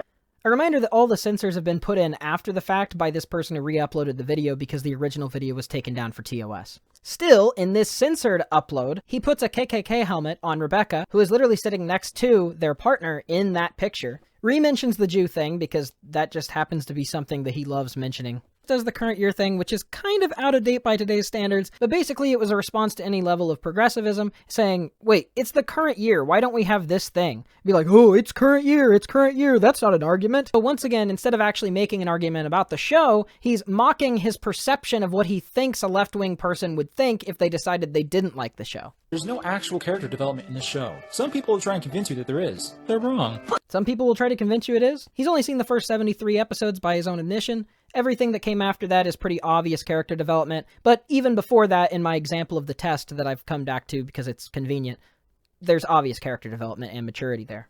No! Wrong! And the art for these characters is terrible. I personally hate it, but that's subjective. And who cares if everybody in the show is notoriously ugly? Still can't get over Pearl's Korvac's nose. Ugh. The animation quality is on par with SpongeBob's. I'm ready! Neither good nor outrageously bad, but the pastel colors and backgrounds, well, even those pale in comparison to the most generic of anime backgrounds. Okay, Log Horizon is not the most generic of anime backgrounds. They do not pale in comparison. The color palette alone, even if it's something that you're not into, is definitely something that's created with a lot of forethought. I don't know, maybe I'll throw up some examples of some other anime backgrounds to give you an idea of what actual bottom-of-the-barrel anime backgrounds look like, and yeah, it's not even comparable. Let's see, what else do they praise? Ah, the voice acting. So it was kind of like, she's a badass, she's so she's tripping, and she's getting Yeah, there is no reason to praise the acting chops of Steven Universe's VAs, and I'm not going to even touch Nicki Minaj's cameo. Do I even need to comment on this? Do I even need to comment on this? By the way, the person who wrote that episode wasn't Rebecca. It was Ian Jones-Cordy. It was the black guy that he just zoomed in on while playing gorilla noises. I'm sorry, but this woman cannot emote to save her damn life. Don't defend her. Peridot is out there somewhere and Pearl's been distracting us with nothing. I don't feel like forgiving Pearl. Couldn't have known they would do this. This is where they've been. Fortunately for her, she hardly needs to emote, as Garnet is a man. Amethyst and Pearl get the best lines. Their expressions when they're performing, I'm always like, oh, I gotta be calm and be like, stop. You know, like, it's the best thing ever. But, like, when you see how it translates on screen, it's kind of like, oh, that's a lot. That's a lot. I will give him credit, he actually gave some examples, but I don't find them immediately appalling. Especially considering the normal standards for, like, dub acting in anime. It's by no means below the par or even dissimilar from a lot of other animated shows. The rest of the voice actors do a serviceable job, but aren't anything special and are as liable to annoy out of parents as SpongeBob ever did. Well, what about the music? Is that praiseworthy? No, not really, no. Decent in some places, but the rest is either desperate attempts to imitate classic Disney. Go ahead and try and hit me if you're able. This guy is so scary looking. Stronger Than You is somehow a cheap Disney knockoff? The instrumentation doesn't resemble anything from any Disney movie that I think I've seen.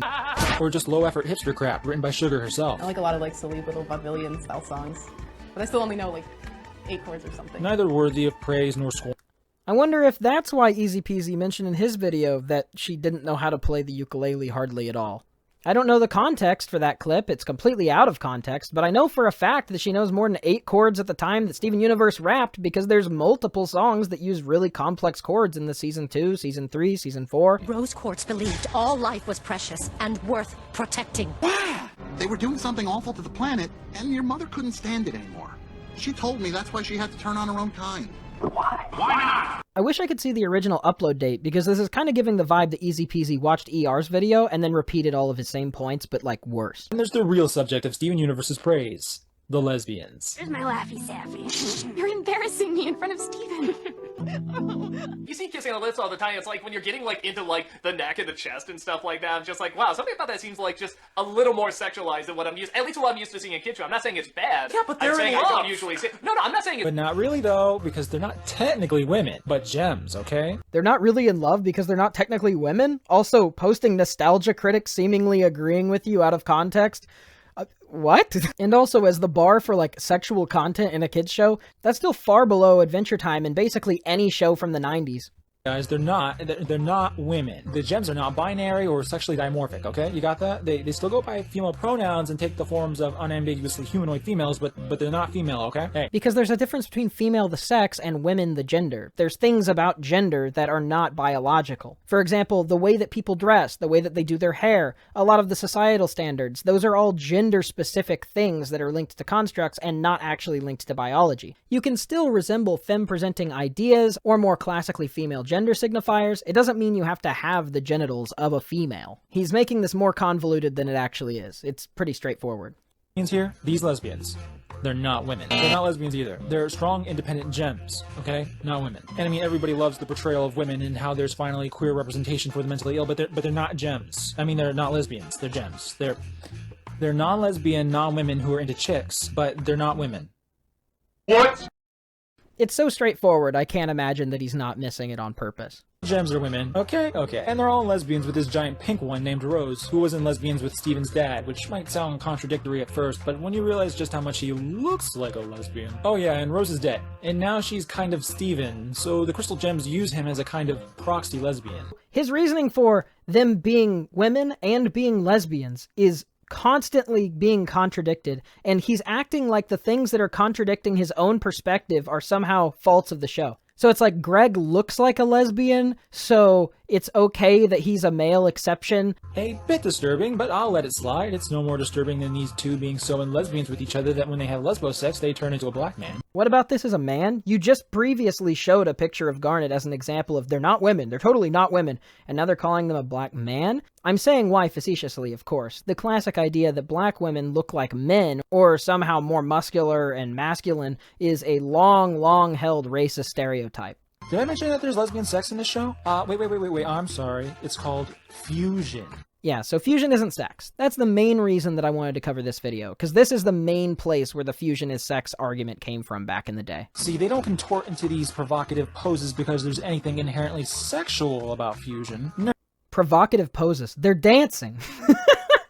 What are you, like an 1850s Quaker Christian? Like, what? Oh, if you dance too much, you'll be with the devil. No. It's just their transformation sequence. And what literal Neanderthal would consider this suggestive?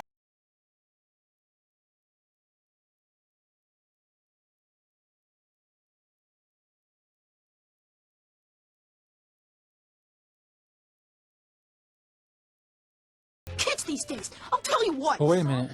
Isn't this... You need to tell Garnet it was you. This is sort of insidious because he intentionally takes the joke that the show is trying to make and pretends like it's a serious thing. Pearl covering his eyes is supposed to replicate Puritan parents who think that dancing is a sin or sexual or whatever inherently. It's intentionally making fun of people like E:R who end up using it unironically because they're just like, well, that is my position. Okay. And then they keep going with it. No, the reason that she's covering his eyes is pretty explicitly laid out. There's a whole freaking song about it in the episode. It's because Pearl is jealous at the idea that Steven would think that the fusion between Amethyst and Garnet is somehow nice whenever Pearl desires to be fused with Garnet instead. It's her jealousy that is making her want to block it from Steven and pretend like it's something wrong whenever it's not, which is being used as a double joke because it's leaning into her Puritan parenting type of ways and drawing parallels to people who wouldn't even let their kids see dancing. As far as dancing goes, this isn't any more inappropriate than Elvis's dance moves in the 50s. And even though those parents who were born in the 20s were pretty upset, those teenage girls in the 50s who saw Elvis were not somehow seeing something inappropriate for their age. Of course, the implication here additionally is that because they're both women, that there's something extra sexual or extra bad about it. Anyways, that was a lot to break down, because he doesn't really give context. He quickly puts things together that look bad, and then runs with the implication rather than addressing the actual content. Isn't this rape? You need to tell Garnet it was you. I don't understand. I'm sorry. It's just so much fun being sardonyx with you. We just needed a reason to fuse. We're so much weaker than you. Fusing with you is like our one chance to feel stronger. I can't believe Peridot is giving us so much trouble.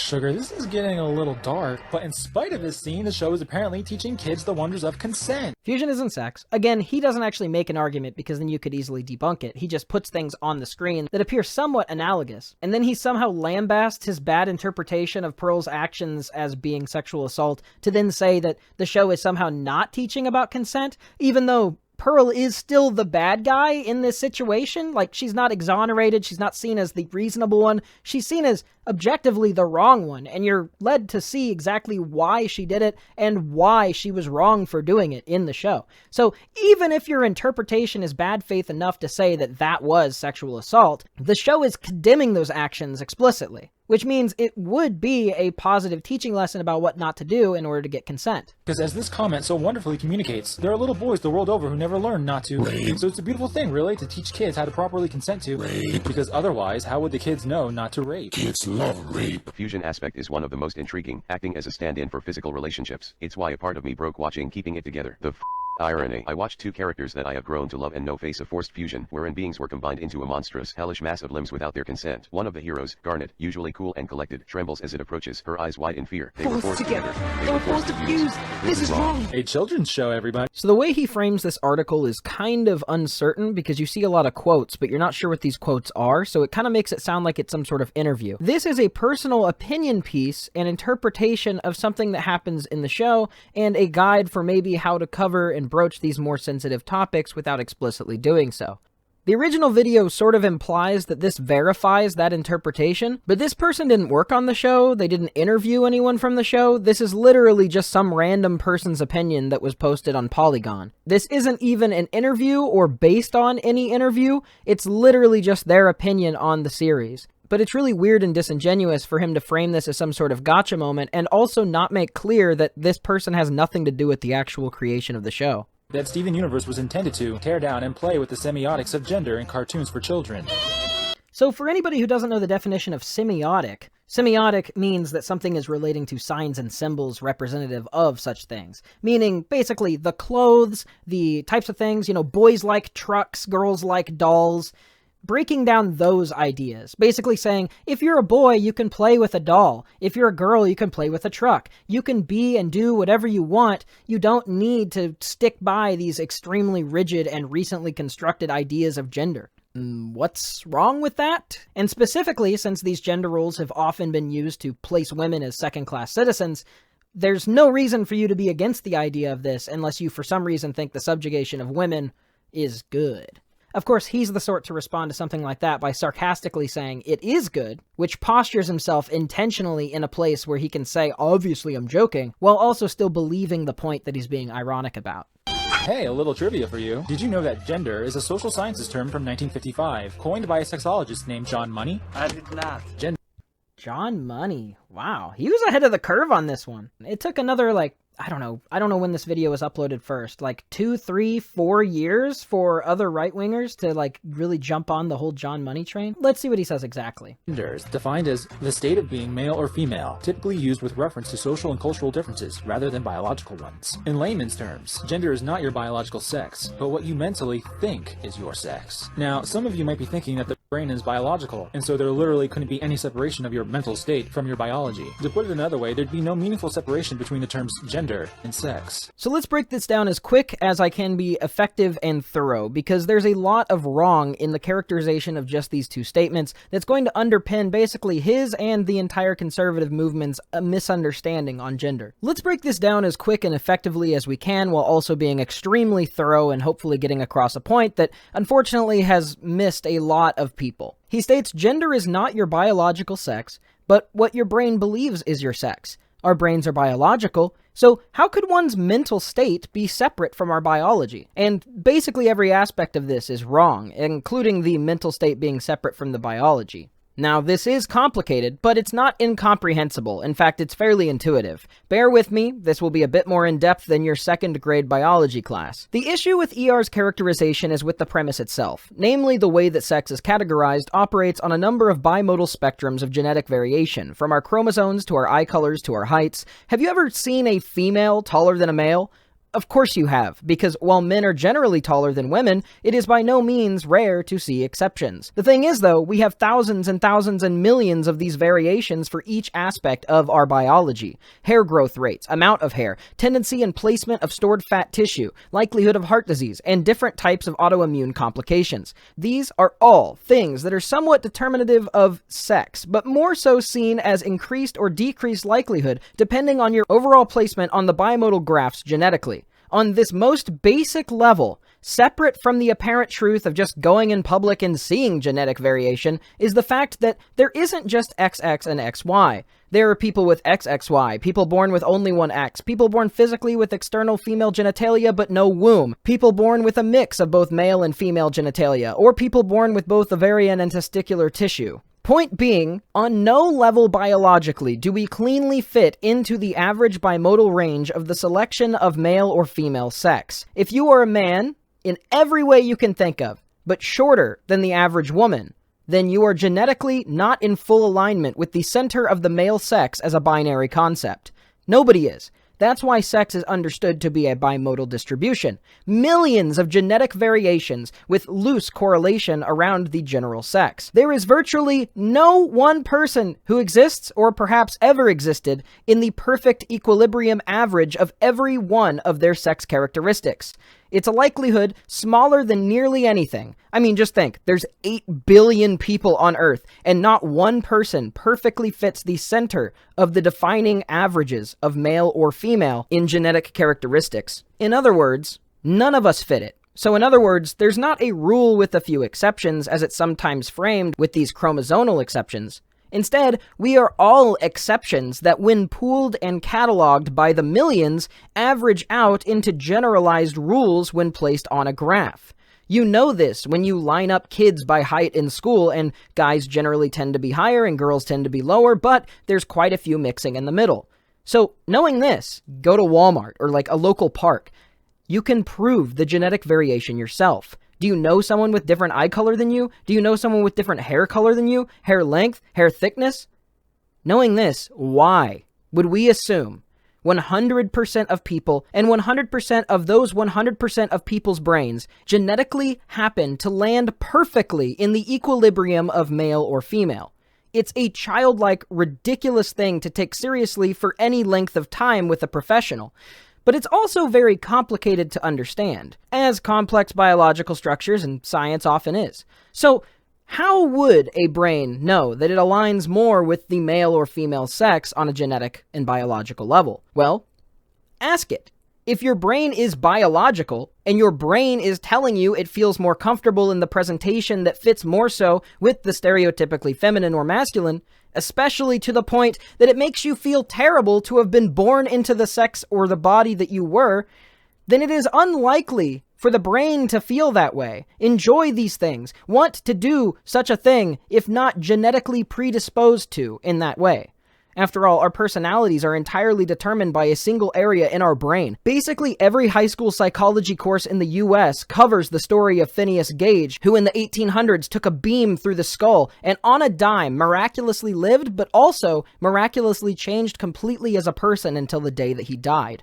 We exist on a number of spectrums, but when we organize all of these genetic variations, the features create on a graph 2 mounds of general genetic variation. So, I know that was really fast, but that's genetic variation in sex, and how it can fall more or less on one side or the other for literally millions of different genetic components, and in extreme examples, may create things like visually distinct secondary sex characteristics or gender dysphoria in brain science. Not to even mention that people have done brain scans on MTF and FTM trans people and seen that the gray matter aligns more so with the sex that they desire to be mentally. Geez, sorry for this long tirade. But this is basically a pocket edition of debunking every anti-trans argument using actual facts and logic. But now we're on to gender. Gender as a concept are socially constructed guidelines and cultural details that associate with broader sex trends and beliefs of the culture and time. Girls wear pink, boys wear blue. This is not biological, and in different cultures and different time periods, the opposite things have been true, with blue being for girls and pink being for boys. We know girls to wear high heels and guys to wear flat bottoms and sneakers, except high heels were originally invented explicitly for men to specifically wear. Boys play basketball, girls do ballet or gymnastics. Nowadays, there are nearly as many women in women's sports leagues as there are men's. Back in the day, it was seen as mannish and not something that a woman should be interested in. Because these gendered aspects, while in some cases aligning with the average bimodal interests of male and female, was an average, not a rule. And on top of that, because it was socially constructed, this often led women to being seen as a second sex, a second class with less legal rights.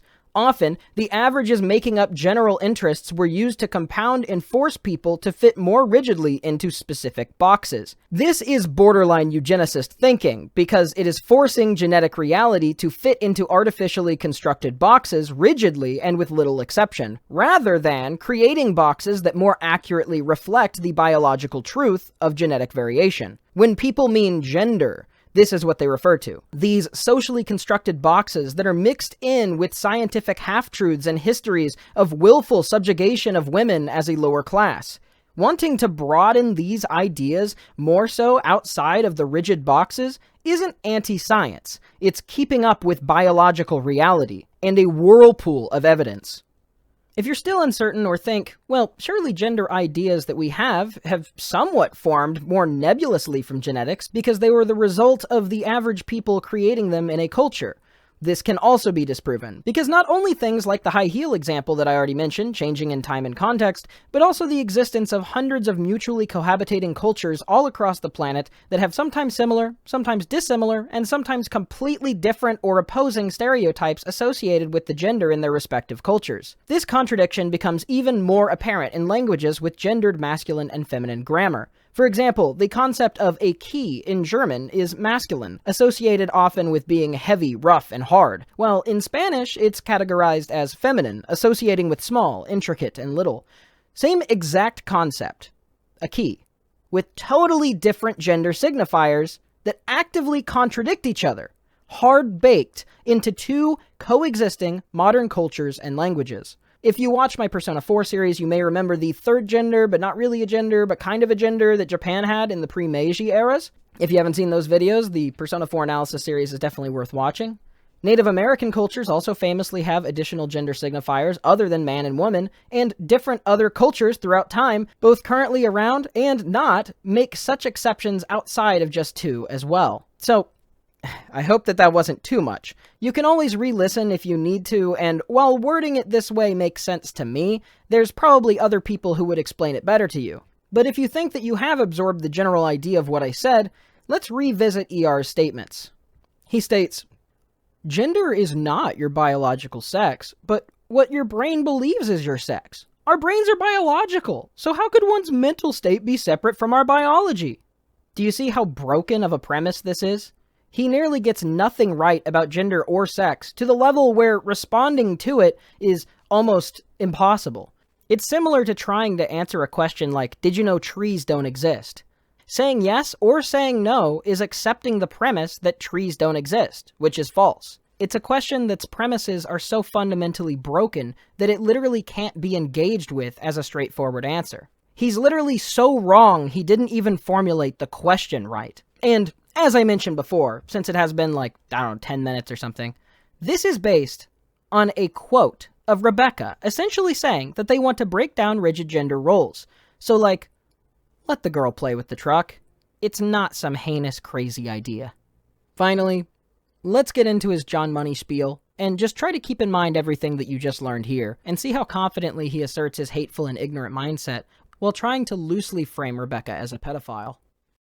But John Money thought differently. He thought if, say, a boy were socialized enough to be a girl, that boy could fundamentally be a girl. That is to say, he thought there were no innate differences between males and females, contrary to the entire field of biology. Now, John Money was unable to get anybody to take his gender pet project seriously, until a boy by the name of David Reimer came along. Upon birth, David lost his willy during the penile mutilation ritual, and so Money found the perfect opportunity to swoop in and perform a bout of human experimentation. He had the infant boy's testicles lopped off, and then had the parents raise David to be a girl while undergoing hormone treatments. Furthermore, he had David, as a young child, imitate sex acts with his twin brother to normalize David as a bottom. Money even had the brothers undress and engage in genital inspections, which he took a photograph of on at least one occasion. Money described the experiments as successful, though David never ended up identifying as a woman and described his visits with Money as traumatic. But whatever, close enough. Except that in adulthood, David's brother killed himself by ODing on antidepressants, and David later shot himself in the head with a sawed-off shotgun. You're always going to see people that are going to say, well, the Dave Reimer case could have been successful. I'm living proof. To this day, there isn't a single shred of evidence supporting the existence of gender, in humans, or the rest of the animal kingdom for that matter. So remember kids, when you use the term gender, you're using the unproven terminology of a mad scientist who happily committed human experimentation, tortured a pair of twin boys, and drove them both to suicide, and got away with it. But I'm sure there's nobody else who would want to experiment on children with such a thing. John Money is despicable, and you won't find a single professional researching today who believes in what he did or thought it was okay. It is also not the belief that there is no biological differences between the sexes. As I explained already, the biological difference between the sexes is on a large bimodal distribution that has infinite variations. So while John Money was wrong, him being wrong in his experiment actually lends more credibility to current conceptions of transness and all of the information and factual evidence that we have. Using the sort of out-of-date terminology of male brain in a female body for simplicity's sake, what happened to David? He was born male, assumably would have been a regular cis kid, but instead he was raised in a female body and socialization. So even if he never lived life as a male, his biology was still male, and he wasn't trans. He was now a male brain in a female body, and despite not knowing, his still male cis brain gave him body dysphoria about his gender and body. If people really could trans your kids, or you could create more trans people through socialization, then we would have expected John Money to have been right. But he wasn't. He substantiated by total accident that if you put a male brain in a female body and socialize them as women, they will reject the concept and be unlikely to ever accept it. This is what we see with trans people. They feel the same way that David did, in simple terms. Except they didn't get this way from child surgery misplacing them, but a society and political faction attempting to limit the healthcare that would otherwise allow their body's physiology to align with their brains. The fact that he thinks this in any way is even approaching an argument about gender shows an embarrassing lack of even the most basic ideas on the subject, and shows when it comes to media or science or anything about the natural world, his ideology will always supersede factual information, even when his own point is disproving what he's trying to say. In their very innocuous statement of wanting to tear down and play with the semiotics of gender in cartoons for children. The semiotics, again, being the signifiers, the things that we associate with the general ideas of gender. So, boy like truck, girl like doll. Rebecca wants to break down those barriers, and now they're being called a pedophile for it. What else is Steven Universe praised for? Oh yeah, one of the more popular talking points for not being Steven Universe. You're going to hear a lot about how it pays homage to a whole host of anime, like Dragon Ball, or Sailor Moon and Revolutionary Horror Utena. It's funny again, Revolutionary Girl Utena is one of the only major lesbian anime that people generally go back to, and is also the only one that he just so happens to call a whore. Continuing with always downplaying and insulting lesbians in any context, treating it as inherently bad, while never actually making an argument or engaging with it. Because he knows, at this point in time in history, pretty much only really far-right people are completely against consensual gay relationships. I begrudgingly respect it, and I've hated everything I've seen of the Mahou Fusho genre. Yes, even Puella Magi Madoka Magica. Oh, it looks like the re-uploader forgot to censor this one. There's a gay slur in the video here, telling the person to kill themselves. This is just a really long segment of memes with no actual points being made. I wonder what exactly drew these sorts of people to this show. Sure, it appears to stem from Tumblr, but why is that, I wonder? What attracts them? The show does a lot of interesting things with gender. Steven is not your stereotypical aggressive little boy. He's pretty feminine. Another thing that I absolutely love about the show is that so many of the characters are voiced by awesome women of color. There's also a lot of allusions to lesbian relationship, masculine and feminine, and So what's the best thing I can say about Steven Universe? What praise out there is actually valid? Well, there are a couple of things. It's not Uncle Grandpa. It's not Teen Titans Go. It's not Johnny Test. It's not even Adventure Time, or The Amazing World of Gumball, or Regular Show. It's not the usual crap. Oh, so he actually doesn't like Adventure Time. That's kind of a rare take. I'm surprised. I haven't met a single person in real life who's seen Adventure Time and didn't like it. And the video ends here. Assumably whatever was cut out is the thing that got taken down for TOS. The last 5 minutes of this, he said nothing actually referring to the show. And if you look back on the criticism, a majority of me responding to this video is debunking some really old, badly put together anti-trans arguments that are completely unrelated. 2 innocuous statements from Rebecca Sugar that are completely blown out of proportion, and the blown out of proportion accusation that fusion is sex. So, yeah, in a way this video wasn't as bad as I thought it would be, because he didn't actually address or criticize the show. It was pretty much just a vehicle for him to dog whistle all of the things that he hates about trans people and gay people. But yeah, the video was awful, obviously, carried hard by the sense of humor, and had basically no value in its actual argumentative points. I just peeped the uncensored version on my own, and it's 4 minutes of a Hitler speech. 4 minutes uninterrupted, translated Hitler speech. Thank you so much for watching this much of the video. I'm going to be releasing part 2 shortly, probably in the next week or two, and that will be covering the entire Lily Orchard video. Don't worry, it's a majority of the way done. I just thought it would make more sense to split them into 2 videos because, yeah, I'm pretty financially desperate right now. If you want to see the uncut versions of that upcoming video and the one that you just watched, you can also become a patron. Thank you again for all the people who've consistently supported me. If you want to see other long-form content like this, I did a response to Shay Frillis's Pikmin 2 video, and I did my own analysis of Persona 4. So, yeah, thank you very much. I'll see you soon.